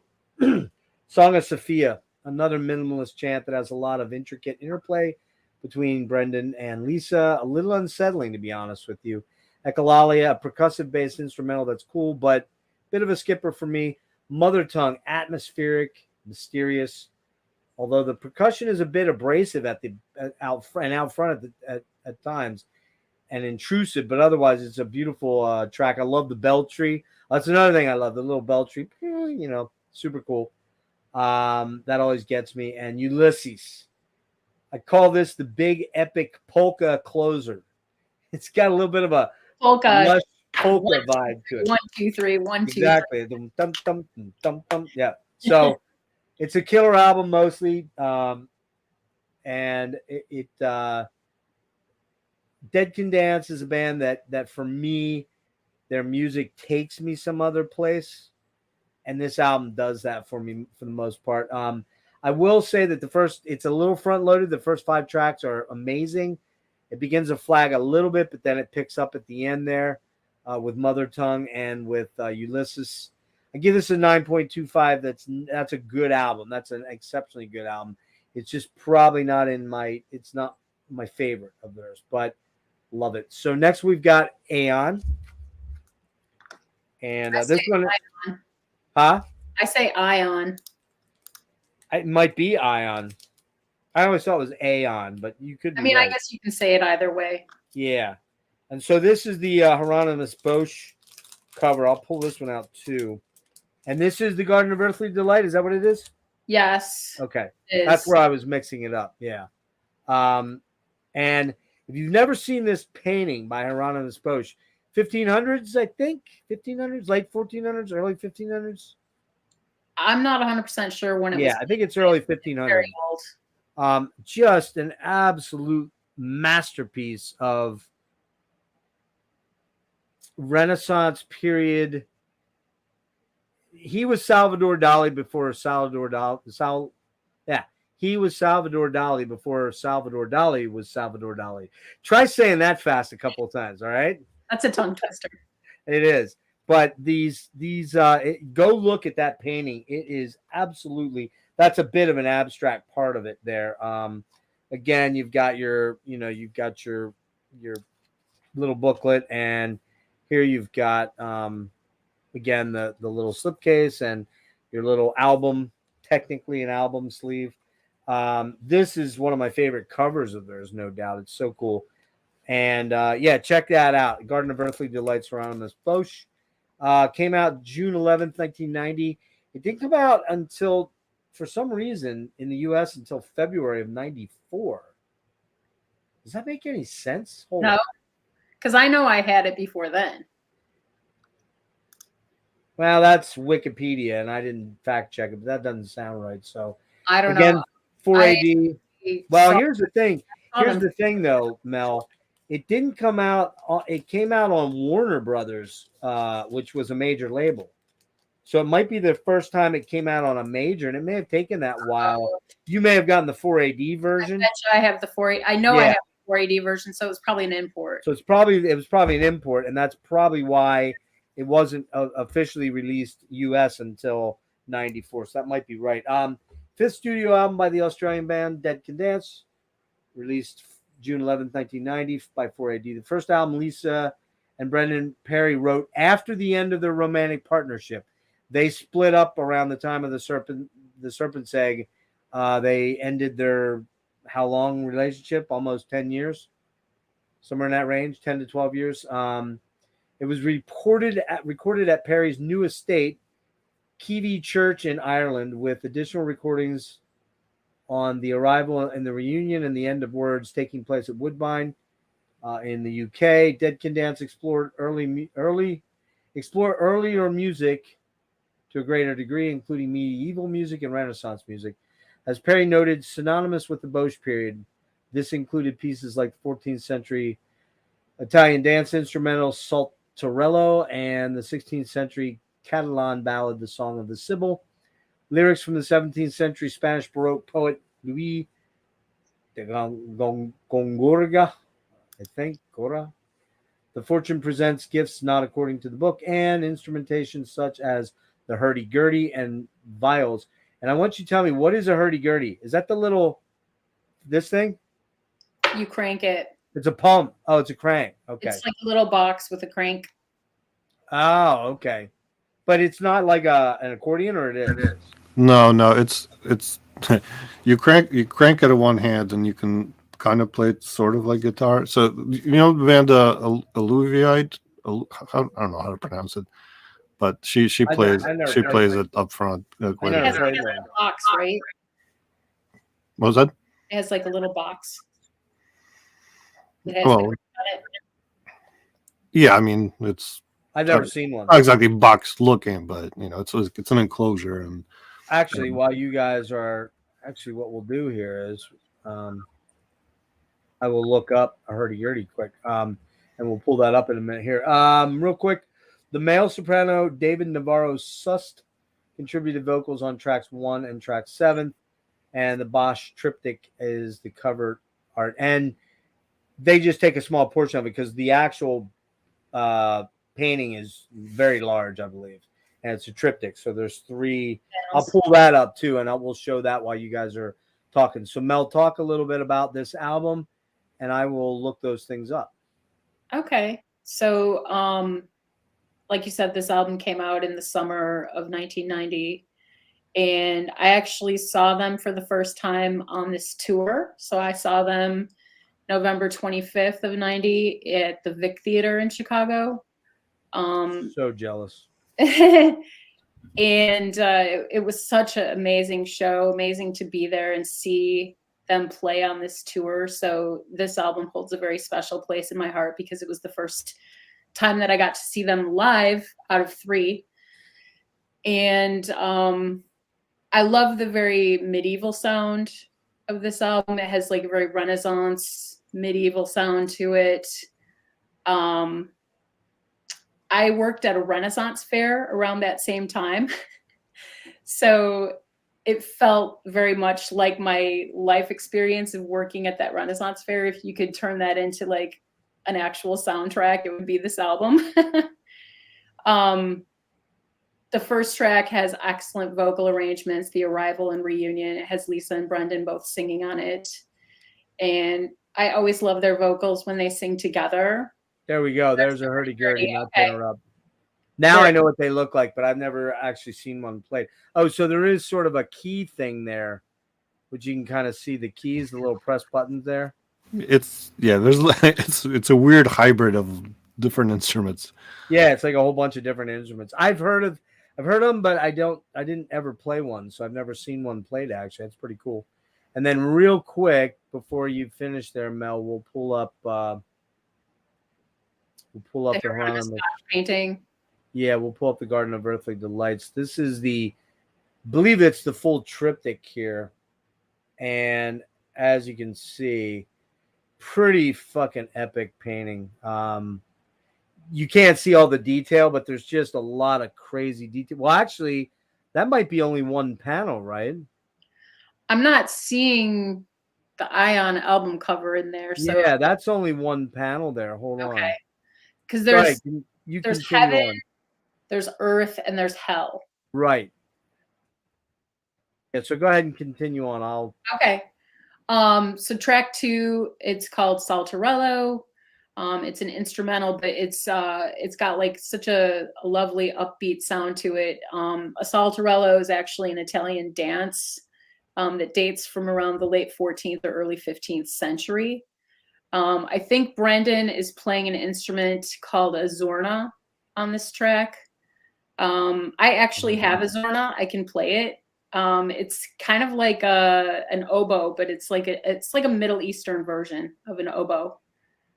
So it has like a really cool sound to it, kind of oboe-esque, but a little more piercing in nature, I guess you could say.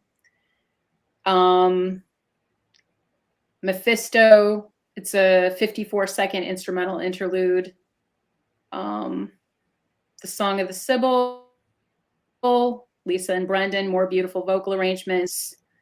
A Sibyl is a woman in ancient times supposed to utter the oracles and prophecies of a god. So kind of an interesting, deep meaning to the title on that one again. Then we have Fortune Presents Gifts Not According to the Book, another one of my favorites by Brendan. Great Yang Chin playing in there, or dulcimer if you want to call it, hammered dulcimer. As the bell rings, the maypole spins. I love Robert Perry's bagpipe playing on this track. He's always been such a great addition to the band, which is Brendan's brother. The End of Words. This is one of the tracks where David Navarro-Sust guest vocals on. Beautiful, beautiful singing. And we have Black Sun, another one of Brendan's that I absolutely love. Another one with great syncopation to it, great rhythms. And then the way that the words are placed on top of the rhythms is fantastic. Wilderness is Lisa singing a cappella, so there's no instrumentation. It's just strictly vocals on that one, and it's just ethereal and magical and beautiful. All the words that we've already mentioned. Yeah, right.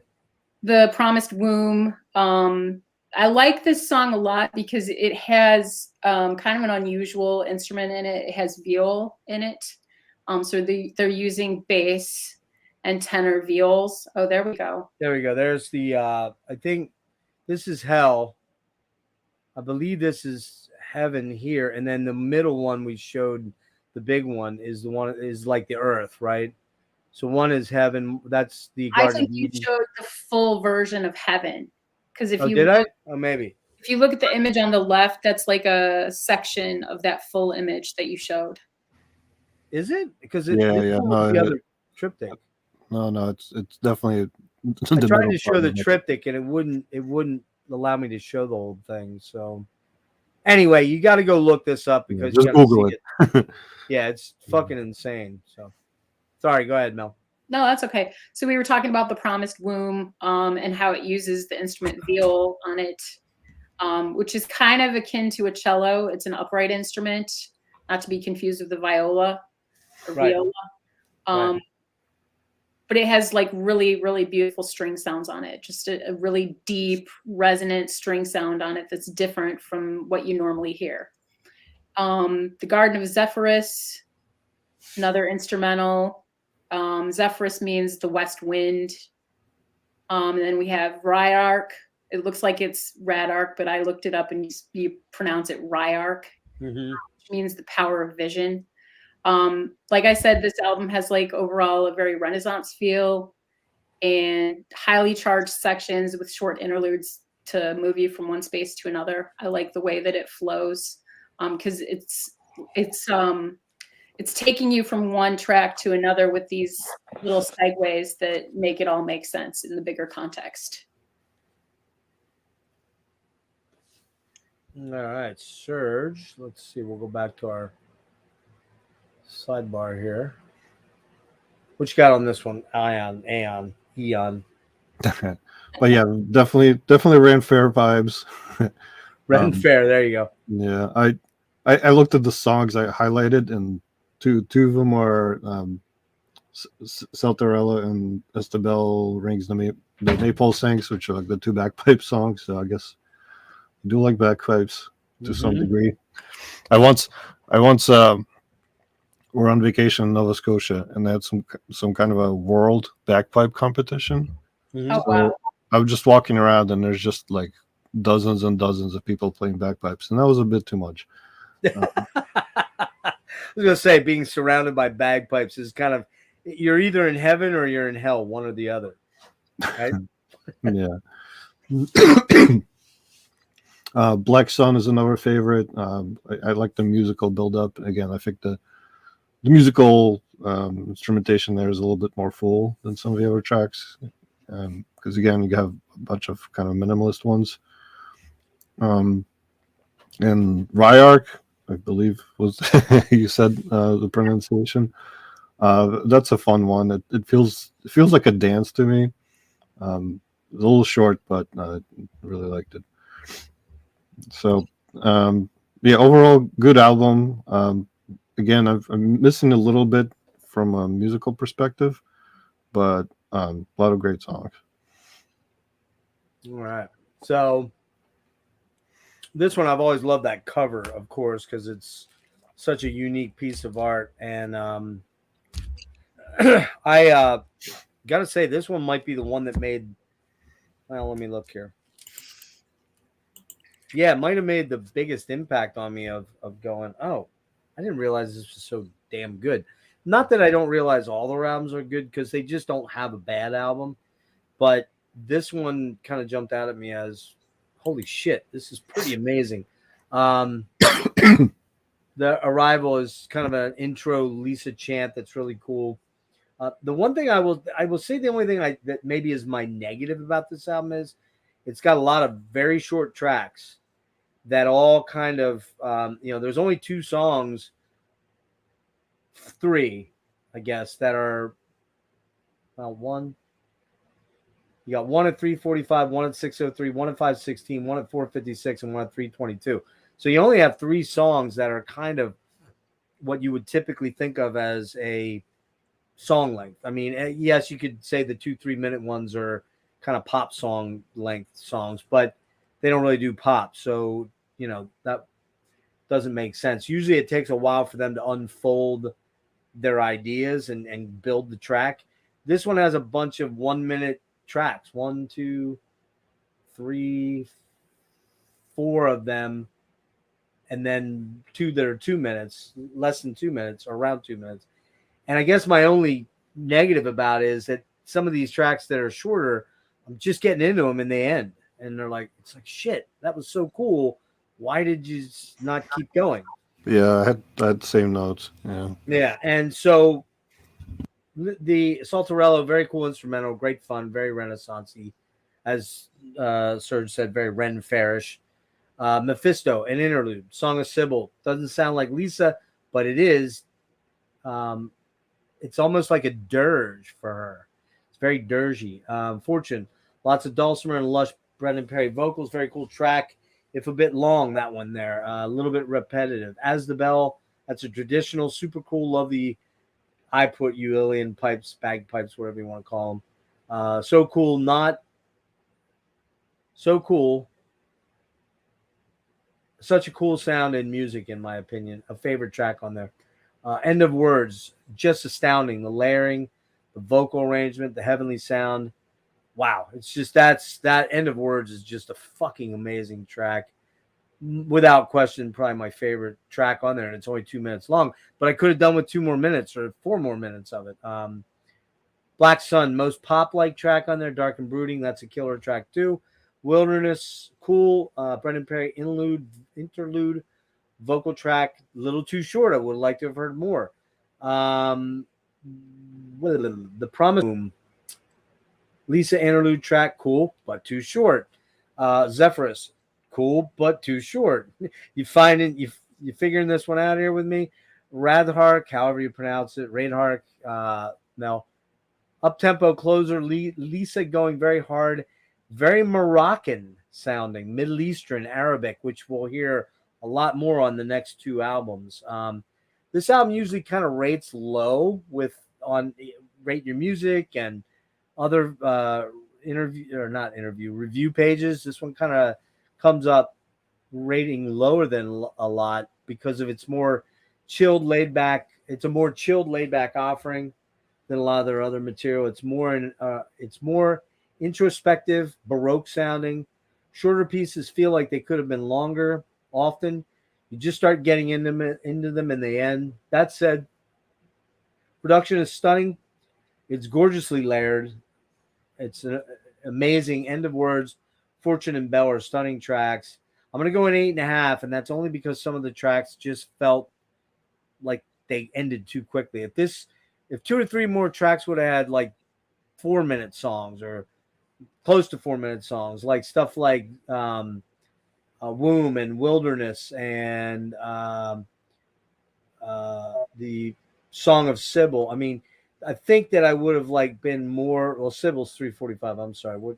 Saltarello, End of Words. I just would have been a little bit more into this album overall because it is only 36 minutes, and which doesn't sound. That sounds like in the context of an 80s album or a early 90s album, it's kind of short.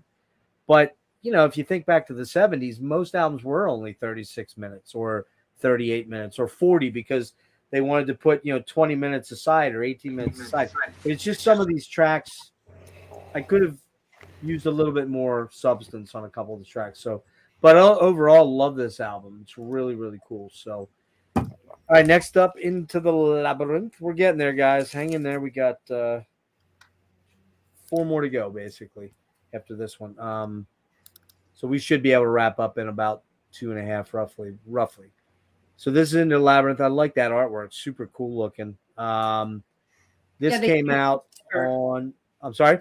They changed the cover. Now it's like a black and white mandala. You have the original cover. Oh, yeah. Is it? What does it look like? Do you have it or no? I don't have that one. I have the same one you have.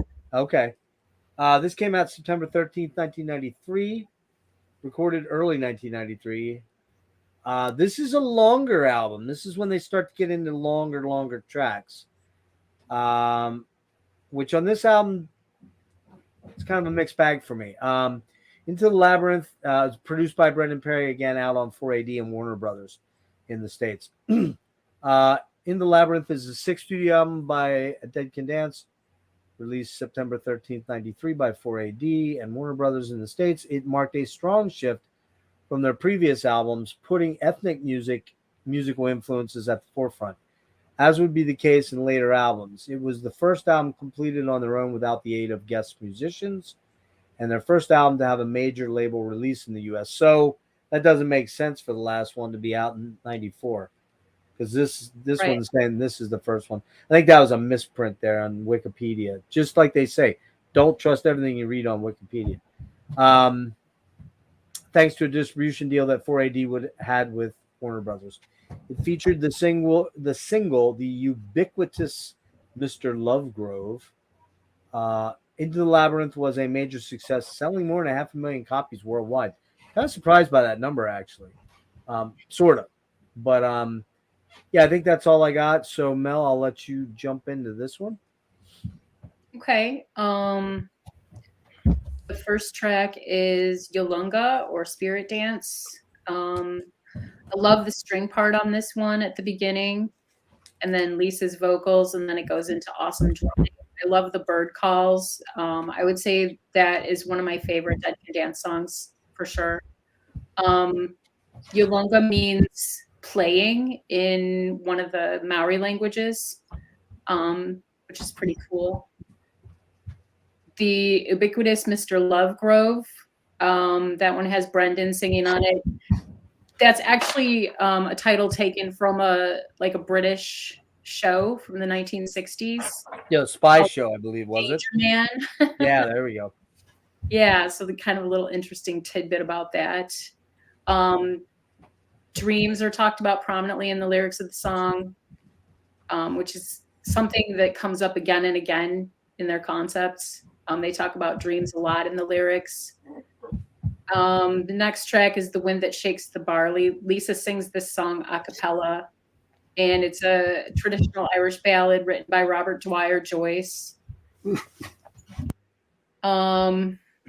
Next track is The Carnival Is Over. This is one of my least favorite Dead Can Dance songs, probably because it was an attempt at being a mainstream song from them. Yeah, I agree. I'm not a big fan of that song either.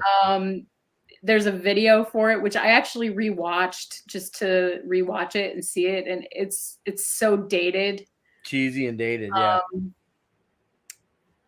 yeah. The synths on that song sound kind of dated too. Yeah, so I'll just move on from that one because I don't like to say anything not nice about any. I got you. Next track is Ariadne. Ariadne was a princess, and without her, Theseus never would have escaped the labyrinth. So hence the title, Into the Labyrinth. That one feels soft and gentle to me, like a love song. And then Saldek, again, has Lisa singing, and that one has a very Middle Eastern sound to me. Next up is Towards the Within, another one of my favorite songs by them. It takes you through so many spaces in one song, and I love that about it. It's just so adventurous. Next track is Tell Me About the Forest You Once Called Home, and this one Brendan is singing. And I think it's like a song about taking care of Mother Earth predominantly. I mean, there's some other themes in the lyrics, but I just think it's a nice reminder to love Mother Earth. And the next track is The Spider's Stratagem. That's actually the title of a 1970 film, which was kind of an interesting film. In the storyline, a son wants to find the killer of his father. And then looking deeper, the spider's stratagem isn't really about a search for a killer or the truth from the past or anything else except a question of identity. What's more important, who we are or who people think we are? Next track is Emilia, which is a hauntingly beautiful vocal arrangement, a cappella again. It's a dance from a Greek tragedy. And I love the way it feels. I love the haunting nature of it. Then we have Brendan again singing on How Fortunate the Man with None, another one of my favorite Brendan tracks. All of his tracks are so good. The lyrics are so good. Love that one. Overall, I love the album in general. Like I said, I think a weaker song is The Carnival Is Over. But a weaker song from Dead Can Dance is a good song for another band. Because they're so incredibly talented. And I'm pretty sure they set the bar really high for themselves. And I think that often translates into the experience for the listener as well. I love the deeper meaning of many of their songs and how they inspire me to feel first and then explore the concepts intellectually. How about you, Serge, Into the Labyrinth? All right. So started off strong with Yolunga. I love when the percussion kicks in. It becomes this kind of like a trancey experience. It's another track that I felt had a bit of an early Delirium vibe. And I only say that because I really love that vibe. Ubiquitous Mr. Lovegrove, excellent Brendan track. One of his best, I'd say, so far. I liked Ariadne and Side Deck were both cool but short. For a long album, it's kind of weird that those felt too short. Tort Within, I really love. Very mystical sounding. I love the change up in the middle. Again, it's a track that evolves a little bit, which I love. Tell Me About the Forest. Also, a very cool Brendan track. I love that kind of arpeggiated line. And I think he quoted Joy Division in the lyrics from what I read. Spider Stratagem is another favorite. You'll see that there's a bit of a theme here. How Fortunate the Man of None. I don't know if it's their like longest track so far, but it's up there. Yeah. but it's kind of a cool storytelling track. Um, I think, Longest to that point. yeah. So on this album, you see a strong Middle Eastern vibe, and I love it. That part of that side of Dead Can Dance really vibes with me personally. Yeah. So I tend to this is one of my favorite albums. So. Cool. Um, what's up, dude? You should, man. It's time well invested. Trust me, it really is. Yeah, for me, this was always the one that I thought I really liked a lot, and I do like a lot of it. But there's a couple of things that it's still an 8.5, so that's still very, very good. But so is it Yalunga, right? Yalunga, mysterious, droning, haunting, very hypnotic, Middle Eastern or Moroccan sounding. And I love that Moroccan sort of Arabic, sort of, the Arabic scales and whatnot. That's always like you guys. Very, very cool thing. Very soundtrack material, like very, super cool. Love Grove, funky and almost popish, but the percussion and the ethnic instruments keep it from being a radio song. But it was, I think it was kind of a minor hit maybe for them. I don't know. I didn't look up whether it was on the Billboard or anything like that, or whether it charted as a single. But I think I read something about that. I thought it did. It was Yeah. picked up by a radio station in LA. Right. Wind That Shakes, traditional Irish ballad. Lisa solo, gorgeous. Carnival, very poppy track that has a bit of a dated sound due to the synths. Not a favorite of mine on the album. Ariadne. Adne. Cool, almost yodeling like vocal piece. Pretty lush, very pretty. Towards Within. Droning, dual vocal track that has a definite Moroccan vibe. Really cool vocals.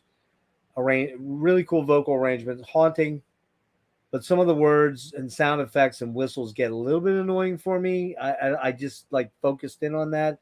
Maybe it's one that I need to go back to and re-listen to again. I like the cool droning, the build of it, but then there's some, if I'm not wrong on this, there's some sound effects like, is there like bird calls in this one? Or is that in the first one? There's a couple albums that have bird calls on them. Yeah. Spirit Chaser definitely does. Yeah, it might be that. The whistles kind of got me a little bit. Okay. Forest, an okay track, if a bit repetitive, solid but not amazing, like normal with most BP Brendan Perry's tracks. Spider, quite cool Lisa track with a lot of cool instrumentation, exotic and beautiful. I really like that one. Amalia, chanting vocal in made up language, still pretty cool. How Fortunate the Man. I like this song, but I think it might be about 2.5 minutes too long.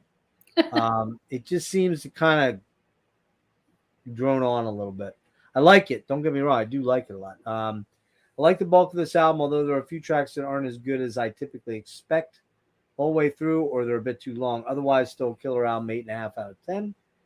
I didn't ask you guys to go into this one, but I'll talk about it briefly. I don't know if you looked at this one, Mel, but this is Towards Within. I think Serge, you said it's your first one.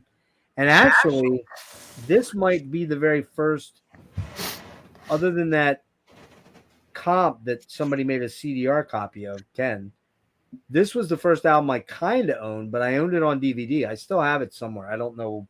My DVDs are packed away somewhere, and I wasn't going to break them out. But this is a live album, their first live album.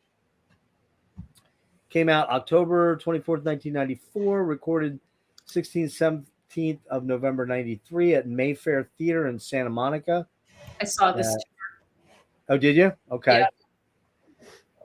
Yeah. 67, it's almost 70 minutes in length. Pretty long. Came out on 4AD and Warner Brothers. Producers Brendan Perry and Lisa Gerard. Is the first official live album of Brendan Perry and Lisa Gerard's group Dead Can Dance. Contains 15 songs, of which only 4 appeared on their previous albums, and 2 of which were later recorded and included on Lisa's first solo album, Mirapool. The others previously existed only in live performances and unofficial bootlegs, but were not officially released until toward the Within in 2004. It was issued as a standalone DVD, which is the one I have. So I'm only going to quick hit. Did you guys touch on this one or no? I didn't. You didn't. I took some notes. Yeah. Okay. Sorry, you go ahead and talk about it real quick, and then I'll pop a few out. Yeah. So again, this was my gateway drug to Deck and Dance. So I think it's a good one to do that because it's a good spectrum of their work, and it sounds really good. You can feel that live vibe, like I don't know. Imagine the show like outside, like evening air. Rakim has a really cool Yangqing intro. I like the call and response vocals. Desert Song is very cool. Has a kind of a mystical vibe of cool instrumentation. Let's see. I'm not going to cover the songs that are from the other albums, but I didn't either. I think my general statement on those is just they sound even better live. Sure. The I'm Stretched in Your Grace. I mean, that's a traditional poem adaptation, but it's really, really beautiful. It's Brandon singing. Omen was another, again, has a bit of a Middle Eastern vibe. That was probably my favorite on the album. And Don't Fade Away is kind of a cool closer, I thought. Yeah, for sure. I love that track. Interestingly, is it this one? No, sorry, that's the next one. Sorry, hang on. Kind of wanted to pull this one apart because I could have swore one of these was a gatefold, but I'm running into it's looking as though none of them are, and I thought there was. Hold on a minute here. So,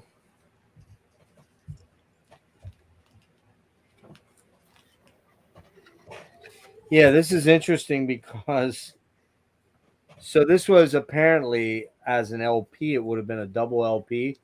So what they did was in the packaging, to be accurate, they give you 2 LP sleeves, but there's really only one CD because it all fits on an 80-minute CD. CDs can get 80 minutes or 79.49 or whatever the amount you can get, but it gives you 2 LP jackets, which is funky, and then it gives you the booklet, which is kind of wild. So yeah, anyways, thought that was kind of neat, like just that little attention to detail with going the extra mile to put that in there. It's like most people would give 2 flying fucks about that, but me, because I'm a nerd for packaging and collecting, it's like, oh, cool, man.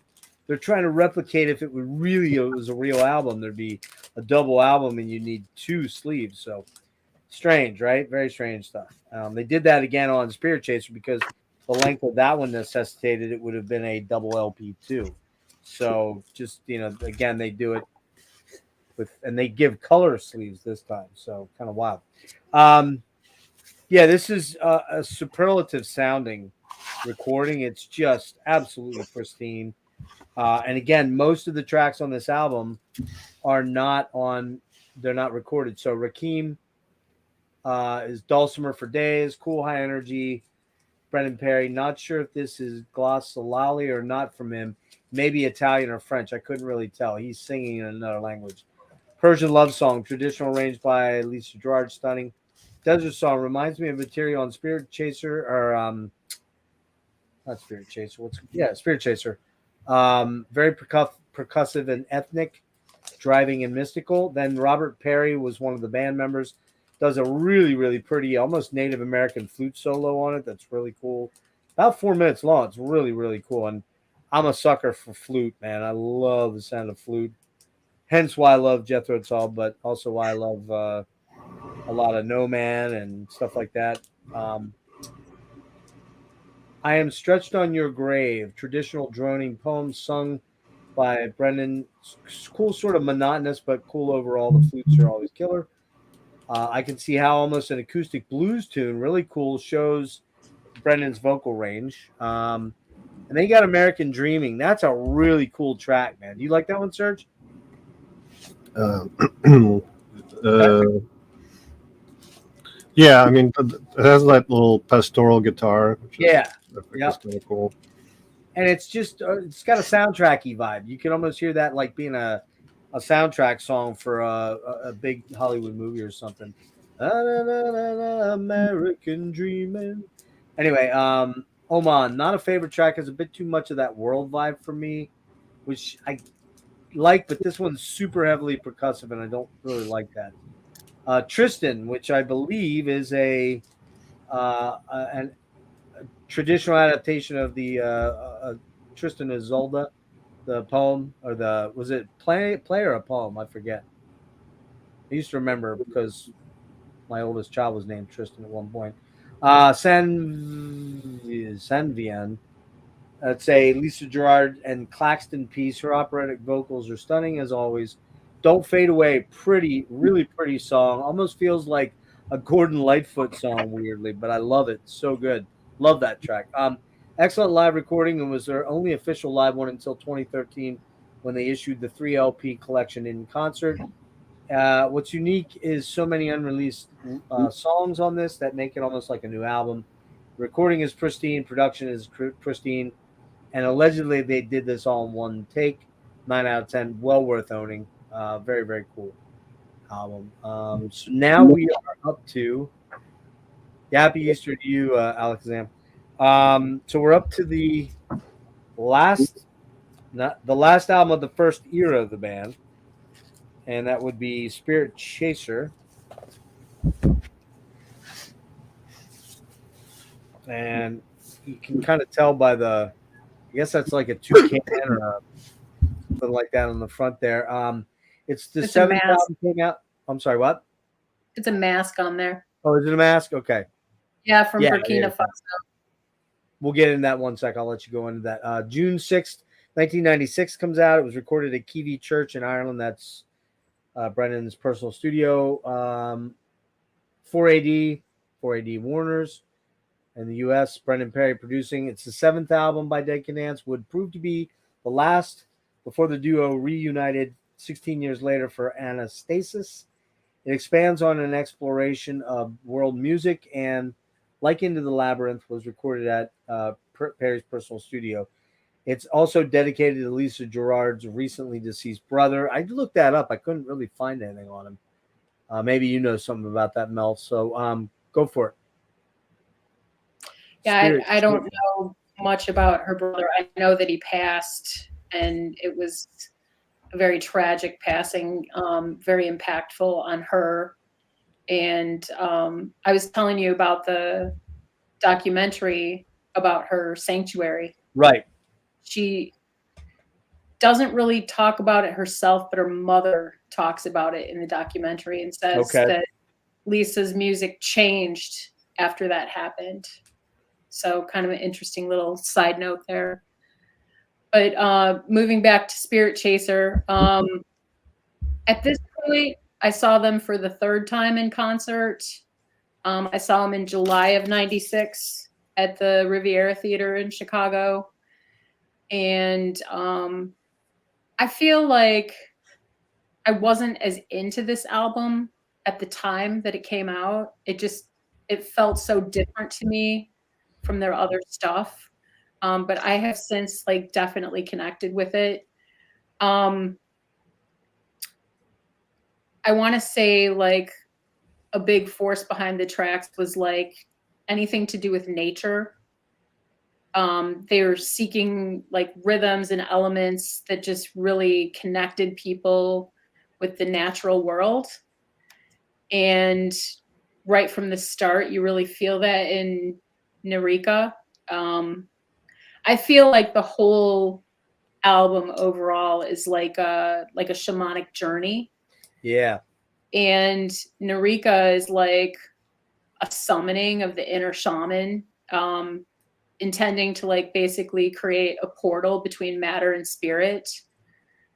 It's like a very powerful, deeply trance-inducing track to me, and it puts you, like a lot of their music does, into that altered mental state. Yep. So that you can have those deeper experiences with it. And I think that's one of the most magical things about this band, that they do that again and again and again in their recordings, even though we have such precious few albums from them in the grand scheme of things, and the albums tend to be on the shorter side. You commented, yep, you know, that Aion was like 36 minutes. Yeah, Spleen and Ideal was short. They were up until into the Labyrinth, they were fairly. All of them were in the 32 to 38 minute range. Yeah. Yeah. So this one's a little bit longer. I want to say this one was actually, if I'm not mistaken, I'm going to check real quick because I don't want to be wrong. I have it here. It's like 55 minutes. Is that right? 55, yeah. Yeah. So, yeah, nice long one. 51, 57. Okay. Yeah. So a lot more space to go on a journey with them on this album, which is wonderful because, you know, obviously I feel like you or some of the other ones were so short. You were just starting to get into it, and then, oh, it's the next song, or the album's over already. So track 2 on Spirit Chaser is Song of the Stars. It's a Brendan track. It has some beautiful native language spoken in it. Third track is Indus. Lisa sings on this track with Brendan singing in the background. Indus is a large river. It goes through Tibet and India and Pakistan to the Arabian Sea. So it's like it's taking you on that journey. You're flowing along with the water in the river. And we have Song of the Dispossessed. And even, you know, the intro lyric on this, the river is deep and the road is long. Daylight comes and I want to go home. Daylight comes and yeah, he took that from somewhere, didn't he? Day-o. Then we have Dedicase Uto. I'm not sure if I'm saying that right. It's a drumming instrumental. The Snake in the Moon. Brendan is singing in not English, which is always nice. French, I think it's, or a tribal language, possibly. I'm not sure because he sings a little bit of tribal language on Song of the Stars, so maybe it's just a continuation of that, or maybe it's something else. I'm not sure. And then Devor Zoom, again, I'm not sure if I'm pronouncing that right. To me, it's like a lullaby. It's a beautiful closer to the album. It feels like the wonderment of perception after a profound spiritual experience. So I just feel like it's such a beautiful, impactful way to close out the album, like gently bringing you back from the experience that you were just on. And I think overall the album has like a very tribal shamanic feel, which I already touched on. Shamans are transformers, and this music is the frequency of transformation. The album's cover has a mask, like I mentioned, from Burkina Faso, and it's from West Africa. So they were really getting into the African tribal sound on this one too. Yep. And the core concept of the album is animism, which is what the name Dead Can Dance itself embodies. Brendan talks about that, the concept of animism. Cool. Very cool. What about you, Serge? Spirit Chaser. Great opener. I loved Eureka. I don't know how to pronounce it.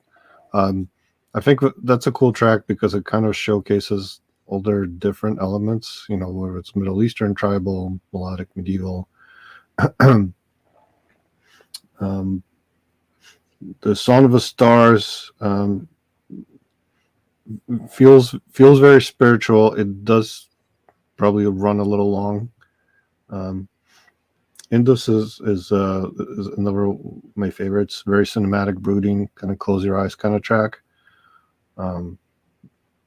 Song of the Dispossessed, also a favorite. I like how it kind of gets a little darker as it goes along. Really like Brandon's vocals on that one.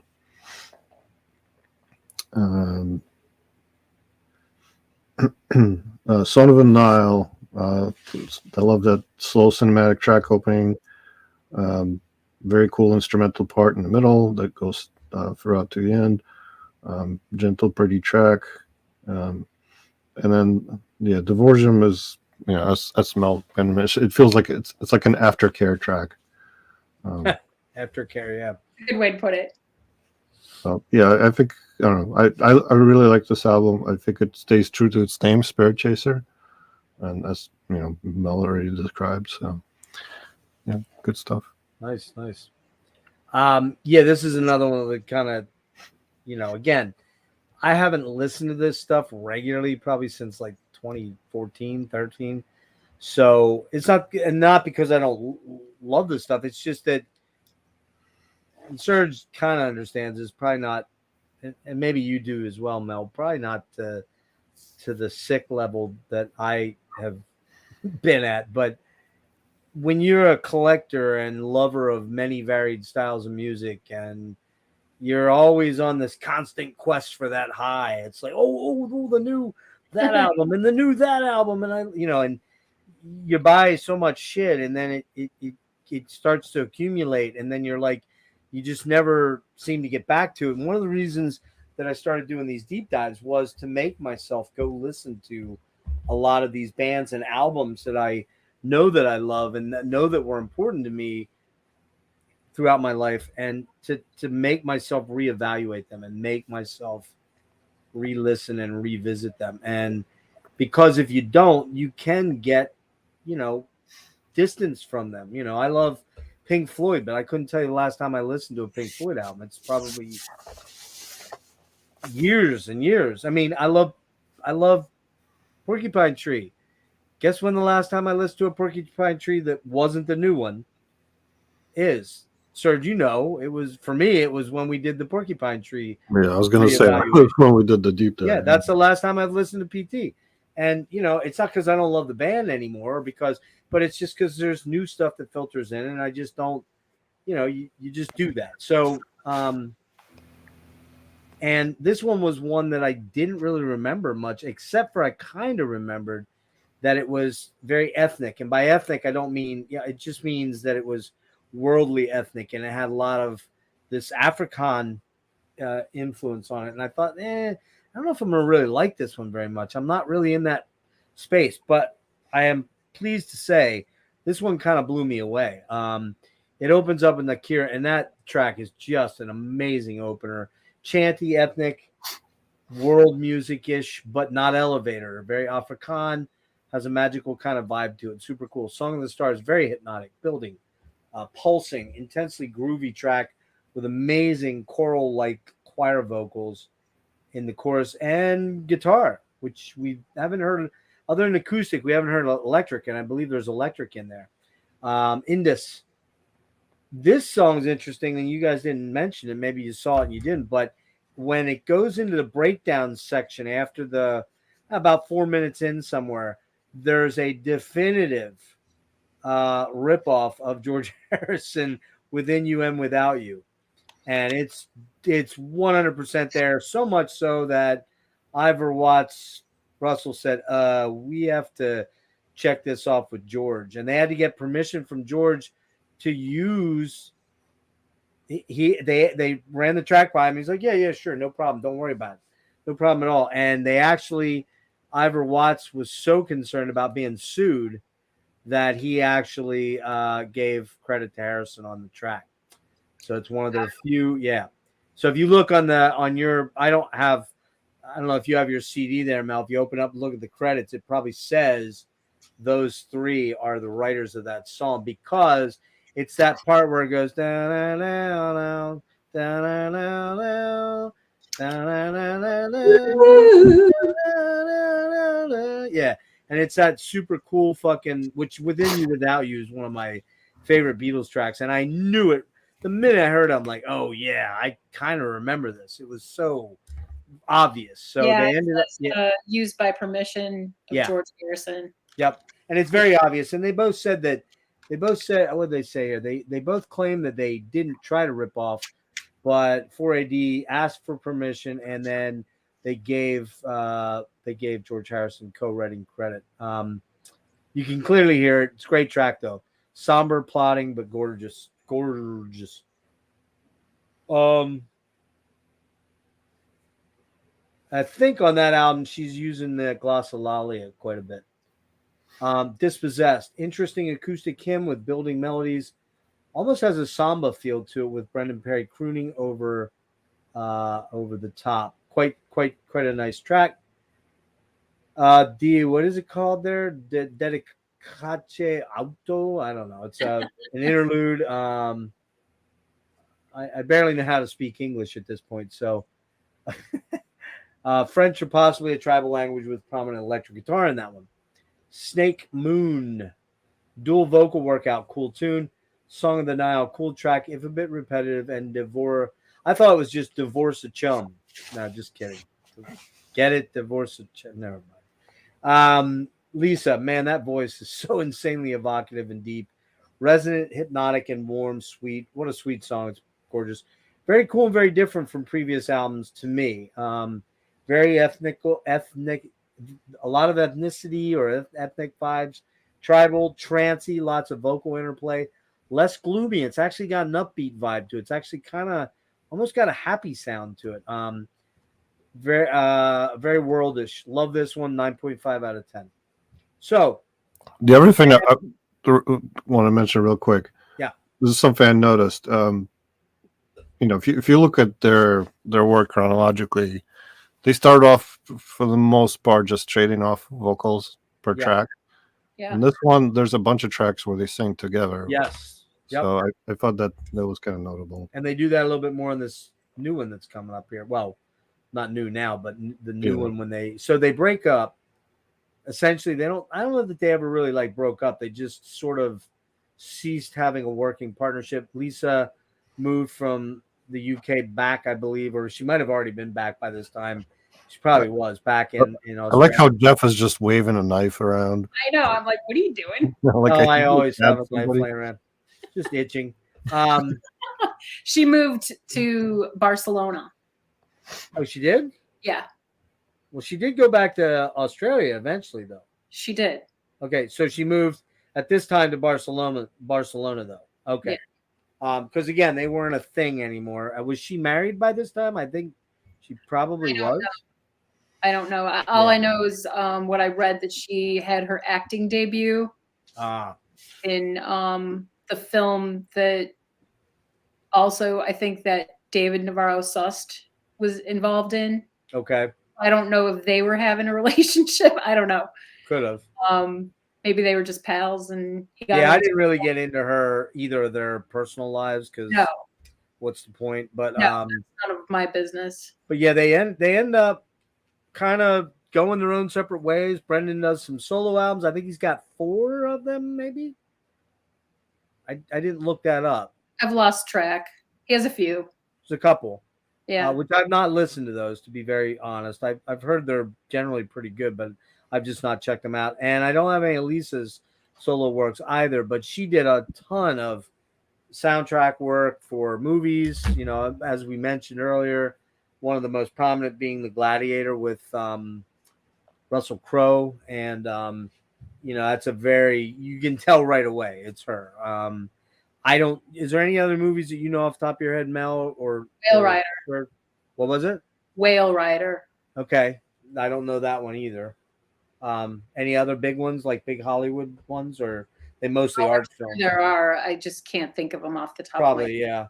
But she's very in demand for her soundtrack work. And then, but eventually they kind of reconvened. They did do a tour in 2005. And then they kind of reconvene in somewhere in 2010, 2011, something like that, with her traveling back and forth. By then, I believe she was in Australia. Yeah. And she had married and had a child or 2. I don't know how many kids she has. 2, maybe. I'm not sure. Yeah. And they record this. It's released on August 13th, 2012, and August 14th in the U.S. through PIAS Recordings, which I don't know if that's their private recording thing, and A55 in the US. I've never heard of these labels. So, whatever that means.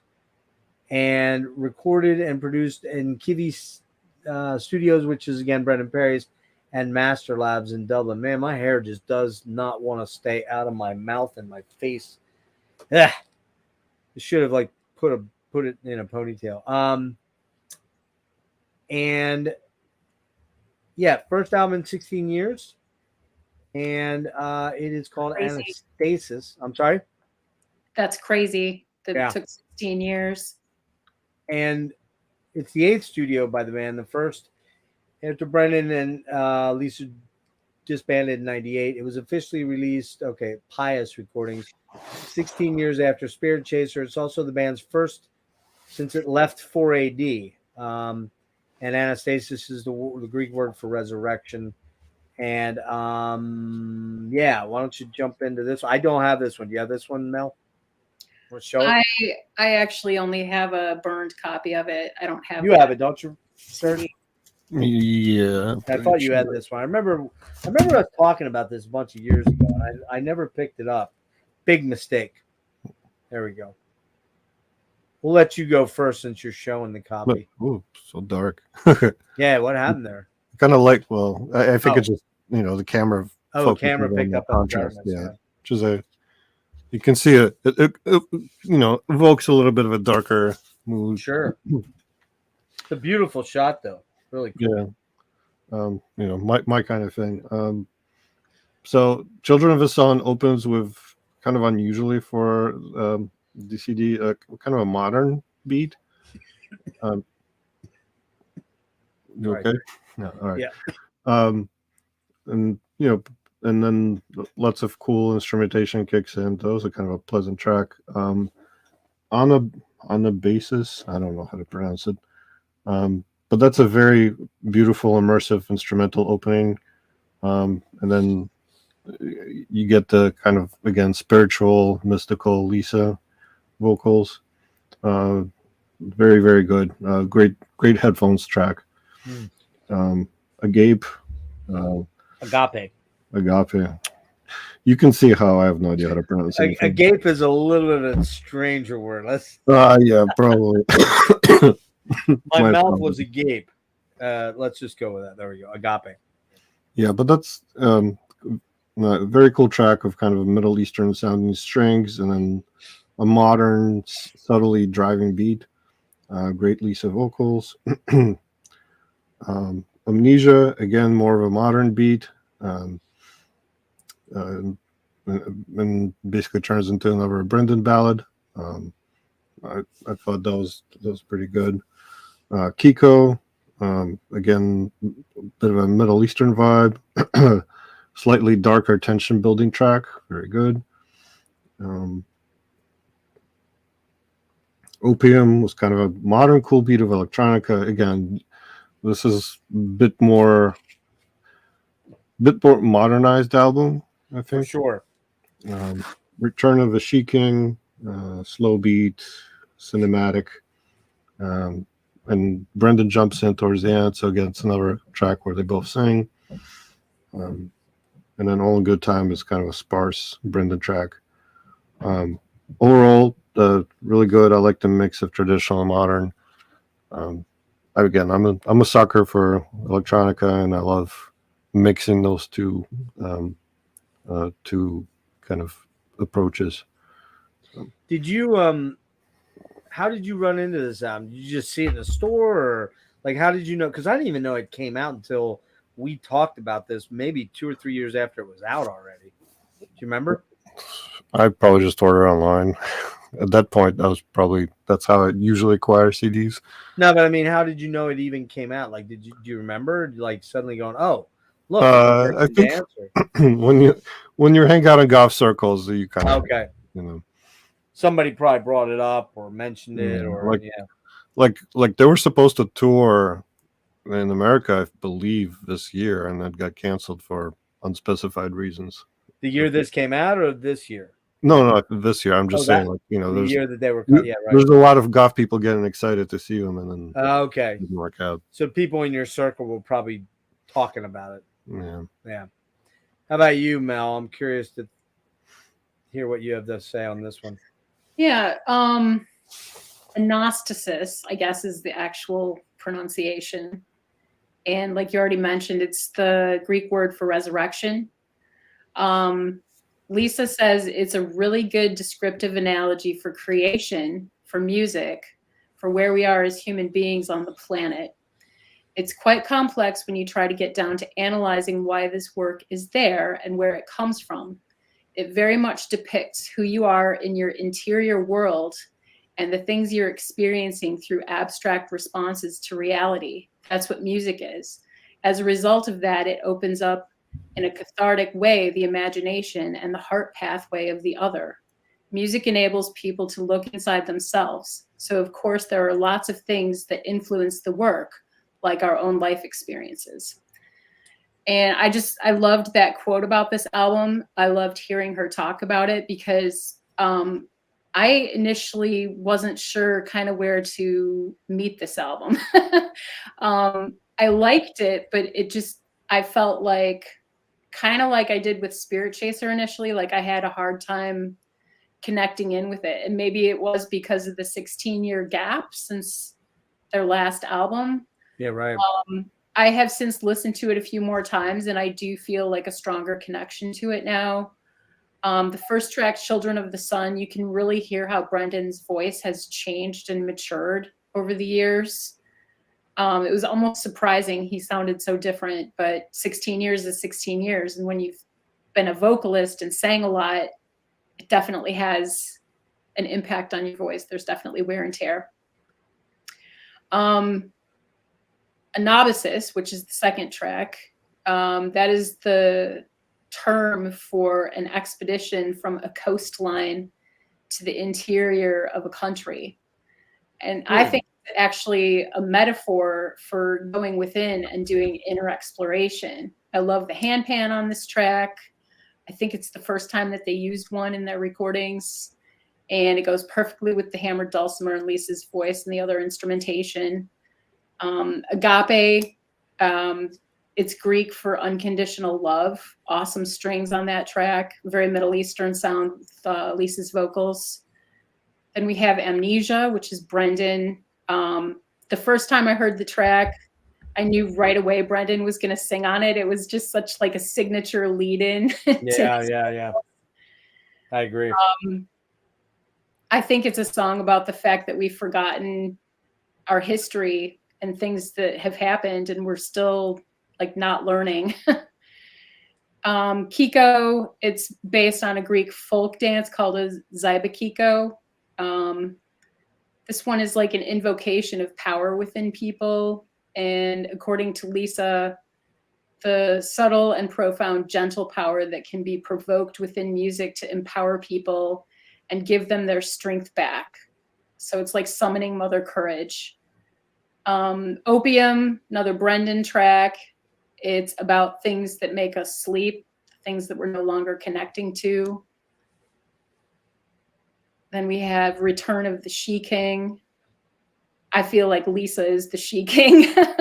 Yeah, I think so too. Sounds like a processional for the ascendancy of the divine feminine. Yeah. And then we have All in Good Time with Brendan to close out the album. Overall, I think it's a decent album for having been on a 16-year hiatus of making a recording together. I like the whole concept of it, the resurrection aspect. I feel that was very apt. And yeah, overall a good album. All right, this is the one that I had not listened to the last two. This one and the last one we're going to talk about. I may have checked this one out back 2015, 16, but I didn't remember anything from it. So when I threw this on, my expectations weren't super high. They were kind of like, 16 years, the magic probably isn't quite there. And sure, they'll sound good. But, are they going to be able to write good songs that pull me in. This album blew me away. This album blows me away. This, first of all, this production on it, pristine. It just sounds absolutely brilliant. And this album in particular, maybe over all of the other ones, other than maybe Realm, I'm gonna kind of blow my load a little bit here. Pardon the parlance there, but a couple of weeks back, one of our good friends, Jimmy, who Serge knows, was on another friend of ours YouTube channel called Heavy Metallurgy, and the topic of discussion was bands or albums that take you to another place, like they transport you out of yourself to some other realm, whether it be in your mind, physically, sonically, whatever. You know what I mean? And this band is like that. They're otherworldly in so many respects, from their amazing sonic vocal abilities. I mean, these two have two of the better voices in modern music. Lisa may be the best voice of pretty much any female performer ever, and Brendan definitely has a very unique warmth to his voice that's very unique as well. Very cool.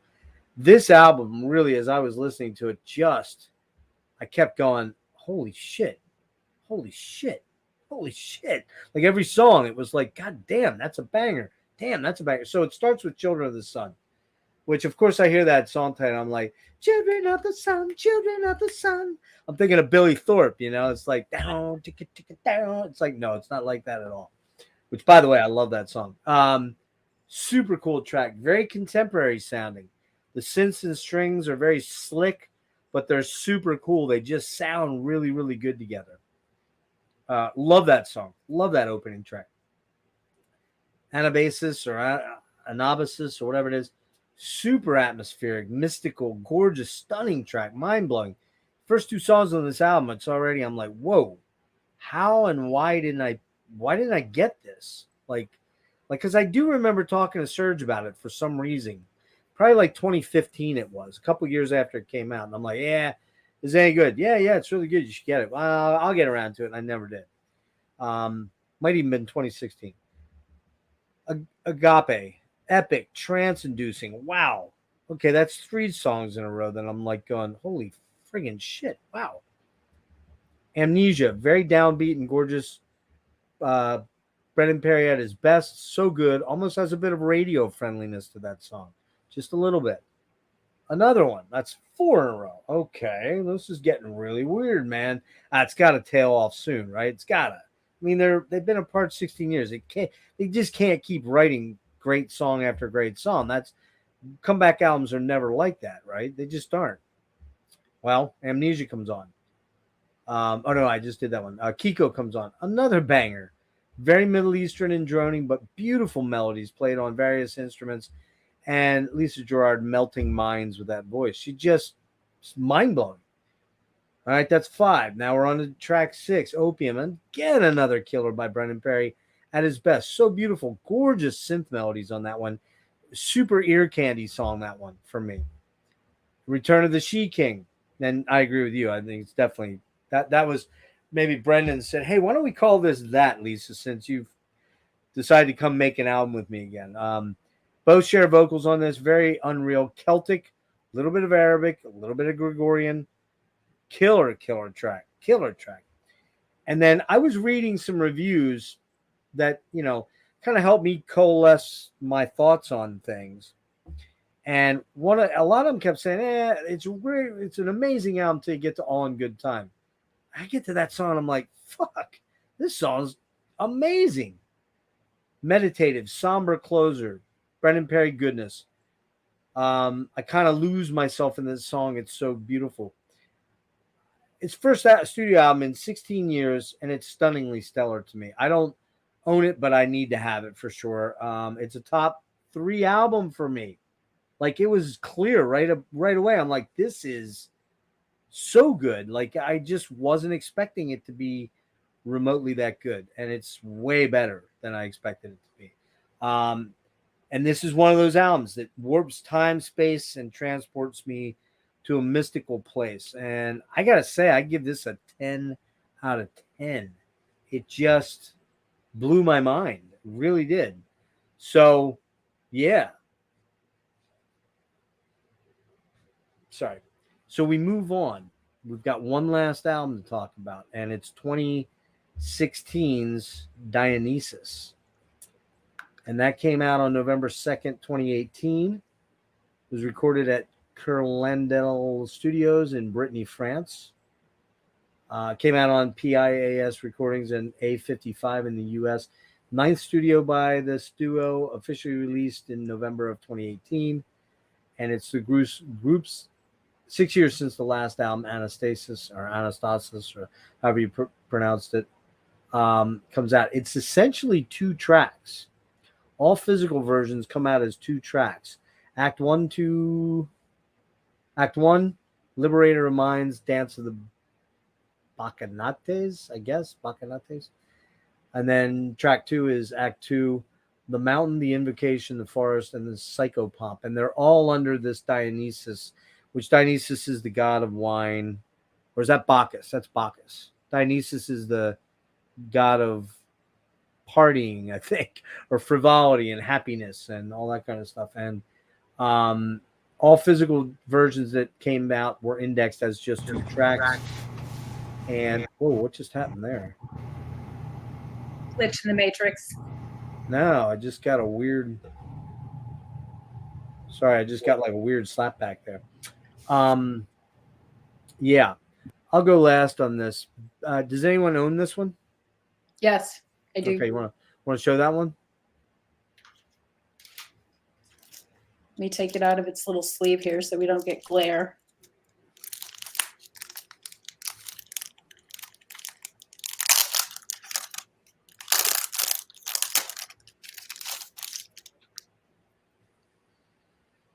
And yet you're probably going to talk about the artwork a little bit there.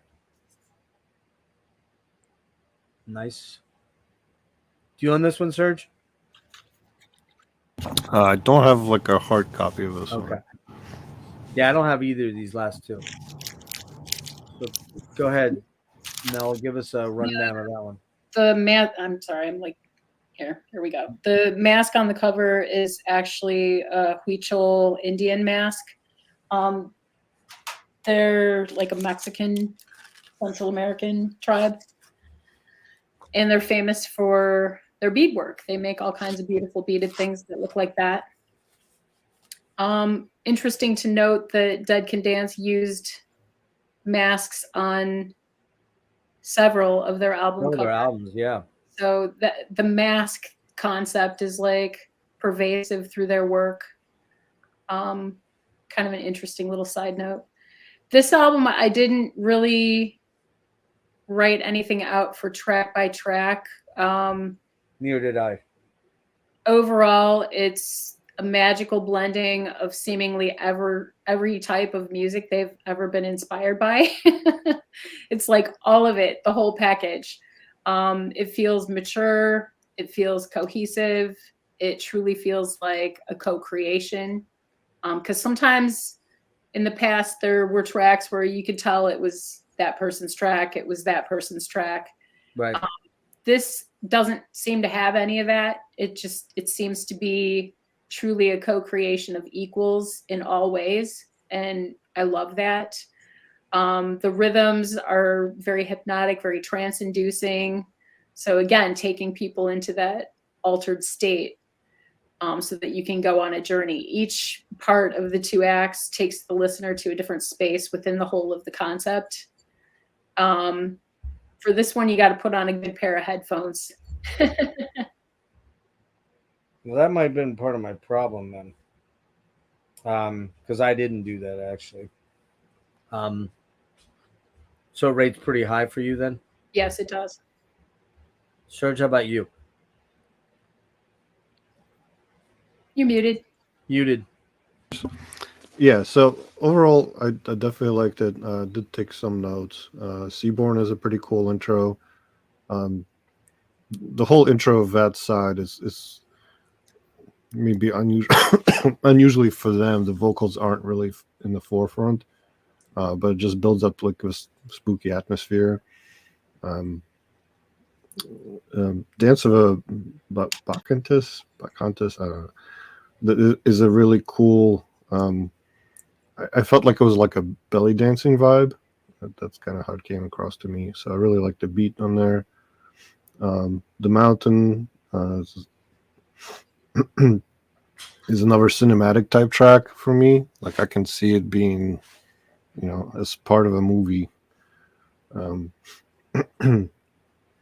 Invitation has a cool driving beat. Again, another one that has a Middle Eastern vibe. The Forest is interesting because it's primarily a branded track, although Lisa also sings. But it's not his usual kind of a storytelling song, but more of a mystical one. And then again, Psychopomp kind of comes down to finish the album. I didn't take overall notes on this one, but I thought it was a cool mix of different elements for them. This is one of those where, going back, I listened to it the first time and I was kind of like, eh. And I listened to it again and it hit me a lot harder the second time. Yeah, I only got one listening on this, and I have to say I was left a little bit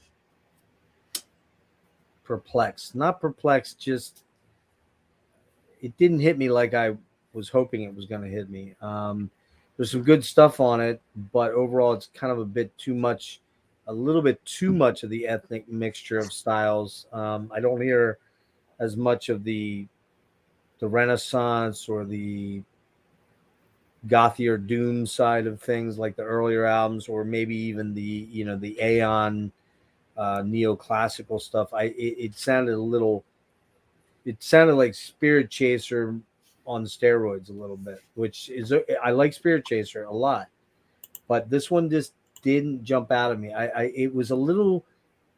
This was the first album I kind of heard a little bit of new agey, worldishness to it that I didn't enjoy, because there's some of that I'm some of it's good, too much of it's a little too much for me.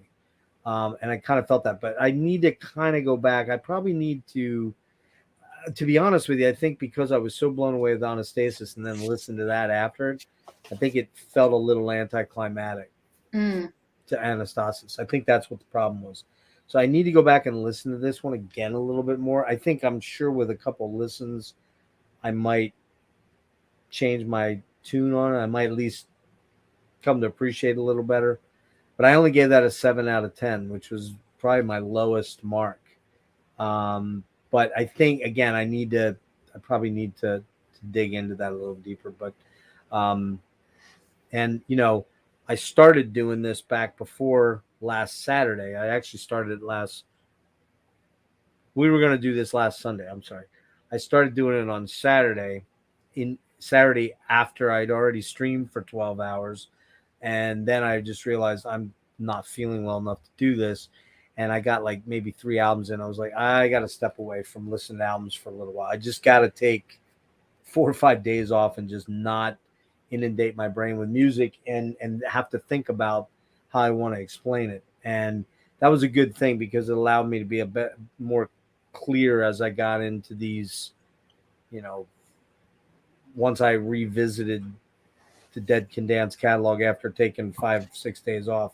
It was much, it was easier for me to coalesce my thoughts and put things together in a more cohesive sort of way. And but I feel like that's the one album I short shrifted a little bit, just because it was the last one and it was towards the end. And like I said, I think Anastasis blew me away so much that I was like, yeah, this isn't doing it to me like that one did. So yeah, guys, we got through the whole pack. Let's do our rankings here, and we'll start out with, hold on a minute here. Let me just pull up my list. So we've got 1, 2, 3, 4, 5, 6, 7, 8. There should be 9 albums that we're doing. How about we start with number 9? We'll go in a circle here. My number 9 is Dionysus. No surprise. So, but again, I think I need to give it more time. How about you, Serge? My 9 is Serpent's Egg. Again, it's not to say it's bad. It's just too minimalist for me. All right, Mel. How about you? Number 9 for you? Self-titled. Ah, okay. I got a feeling the self-titled is going to be higher up on Serge's list than ours, but you never know. Mine's pretty high, mid range there. Okay, so next up, I'm gonna go Garden, the EP. I like it a lot, but it's still sort of a transformative sort of thing, and it was a mixture of styles. It's also only 16 minutes, so I kind of went with that as just being a lesser album, even though it's an EP. So, how about you, Mel, for number 8? Number 8 would be Into the Labyrinth for me. Okay. How about you, Serge? Actually, number 8 for me is the self-titled. Oh, is it? Okay. Wow, I was wrong. I think, like, I absolutely love the first track, and again, there's a nostalgia element, but overall, if I choose the album to put on, it's Not going to be that one. First ones. Yeah. Okay. I'm going to go.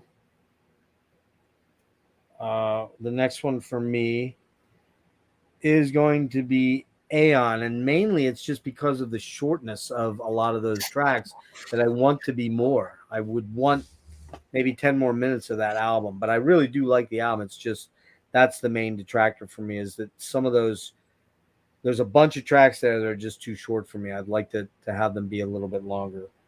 But that one and then my next one could be interchangeable pretty easily. So, Mel, how about you? Where are you at for number 7? The EP, Garden of the Arcane Delights. Serge? By the way, I'm not including the EP here, but because to me it was part of. Again, it was part of. Okay. Did you use Toward the Within then, or no? No. So you only have a top 8 then? There should be 9 full length. So there's 10 if you include Garden. Yeah. Oh, there's 9 full length, not counting Towards the Within. What did I miss then? Oh no, your ranking is broken. Oh no. Shit, what am I missing? Well, okay, in chronological order, self-titled, Spleen and Ideal, Within the Realm, Serpent's Egg, Aion, Into the Labyrinth, Spirit Chaser, Anastasis, and Dionysus. Oh, wait a minute. You know what I missed? I missed Labyrinth. God damn it. How did I miss that on there? Okay, sorry. So are we doing 10 then? Or are we doing 9? Yeah, well, it's 10 because I threw the Garden in, but Serge is 9. Well, yeah, I only have 9, so. All right, so you know what? Actually, I want to switch mine up because I'm going to go Labyrinth as my. So 10 was Dionysus for me. Garden was 9. 8 is Labyrinth, and 7 is Aion. Sorry. Missed that. I can't count clearly. or look at album titles. So where were you at, Serge? I'm sorry. 7. That was also Aion for me. Okay. Yeah, it's just a little sparse and a little short. All right. So we're at 6 then, which I'm gonna go with Dead Can Dance. I do like that album because I really love that sound of that 80s here. Because keep in mind that that.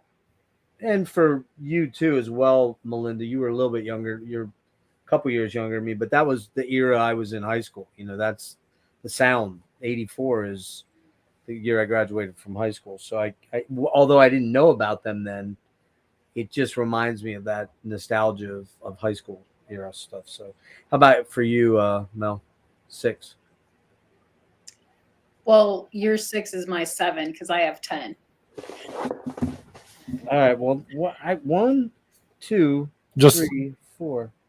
just move forward one. You know. Yeah, just all right. So I had Anastasis in that slot, but I'm gonna say it's Spirit Chaser. Okay. Did I talk you up on Anastasis, or is that down? Well, no, because I put the Garden EP in there. So my sequence would have been the self-titled, Into the Labyrinth, Anastasis, and Spirit Chaser. Okay. All right. Okay. My bad. All right. Can't do anything right, damn it. It's all right. So Spirit Chaser is 6 for me. Serge, what do you got for 6? 6. I think Dionysus. I cannot talk. Dionysus. Yeah. Just listen to Hemispheres. Rush Hemispheres. That'll explain how to say Dionysus. And Dionysus taught me, man. Anyway, that's my best Geddy Lee at this hour. Yeah. Geddy Lee after 2.5 hours of talking a lot. Okay, so next for me would be 5, and that is going to be Spirit Chaser, which surprised me a little bit. Is that good? Mel. 5 for me is Dionysus. Cool. Serge.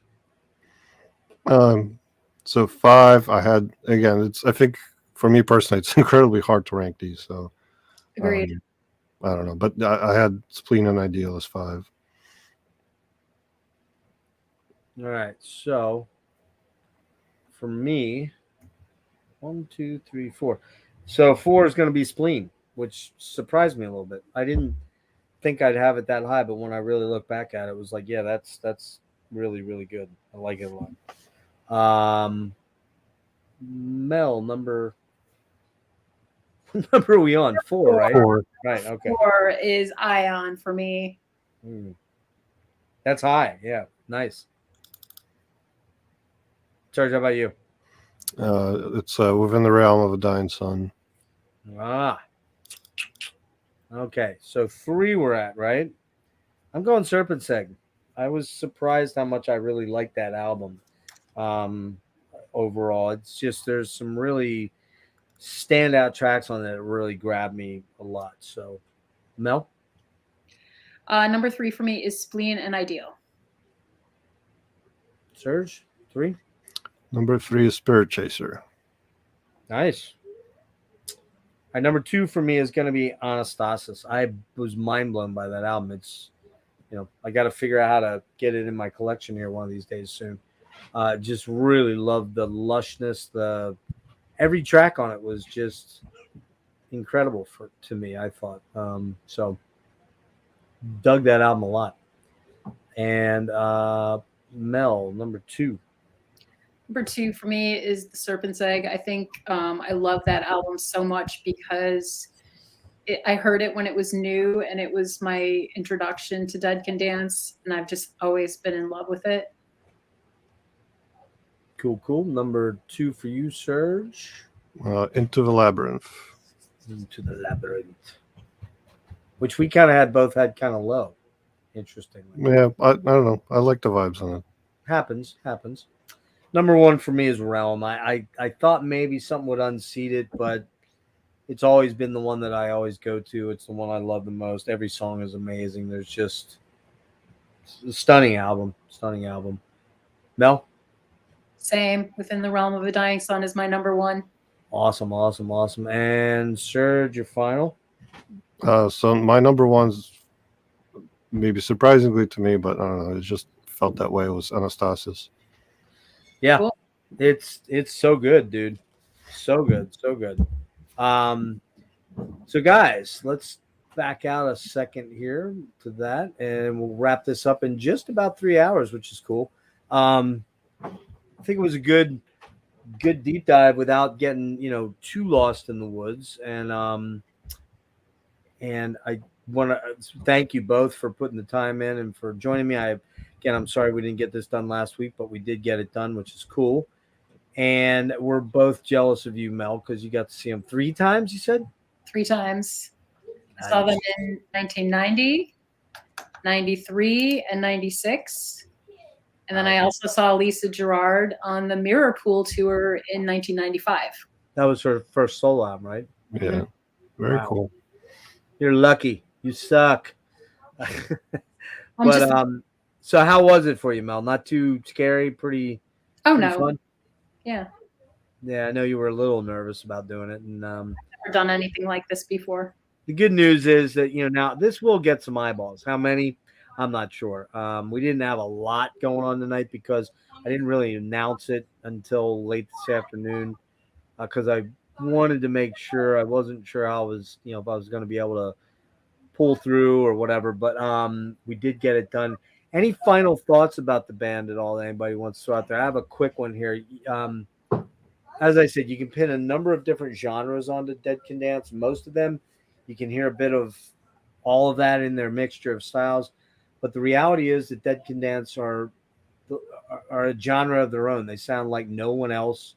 No one else sounds like them, and they sound like no one else because they've kind of created their own little universe of sound. And again, it's that astral, almost otherworldly quality of their music that few other artists can achieve. Their music transports you to a different universe in your mind, spirit, and physicality. And it's a totally unique band that has continued to do their thing and always moves on their own timeline and in their own universe. So anybody else have some final thoughts they want to throw out there quick? Yeah, I hated ranking them. Yeah. You didn't like that? Everything that they've done is so good and so unique. How can you rank that? You know what I mean? Like, I did it because that was part of the, Part of the task. Yeah. But I don't like to pigeonhole things into genres musically. I don't like to rank things. You know what they say, comparison is the thief of joy. Yeah, that's true. But the reason I do it, well, I don't do it with every album. I don't think we did that for, I don't know, Serge, have we done that in the past? Sometimes, but yeah, it's not consistent. Sometimes I do and sometimes I don't. It depends on I don't know, I guess where I'm at, my headspace is at. People tend to like ranking videos for some reason.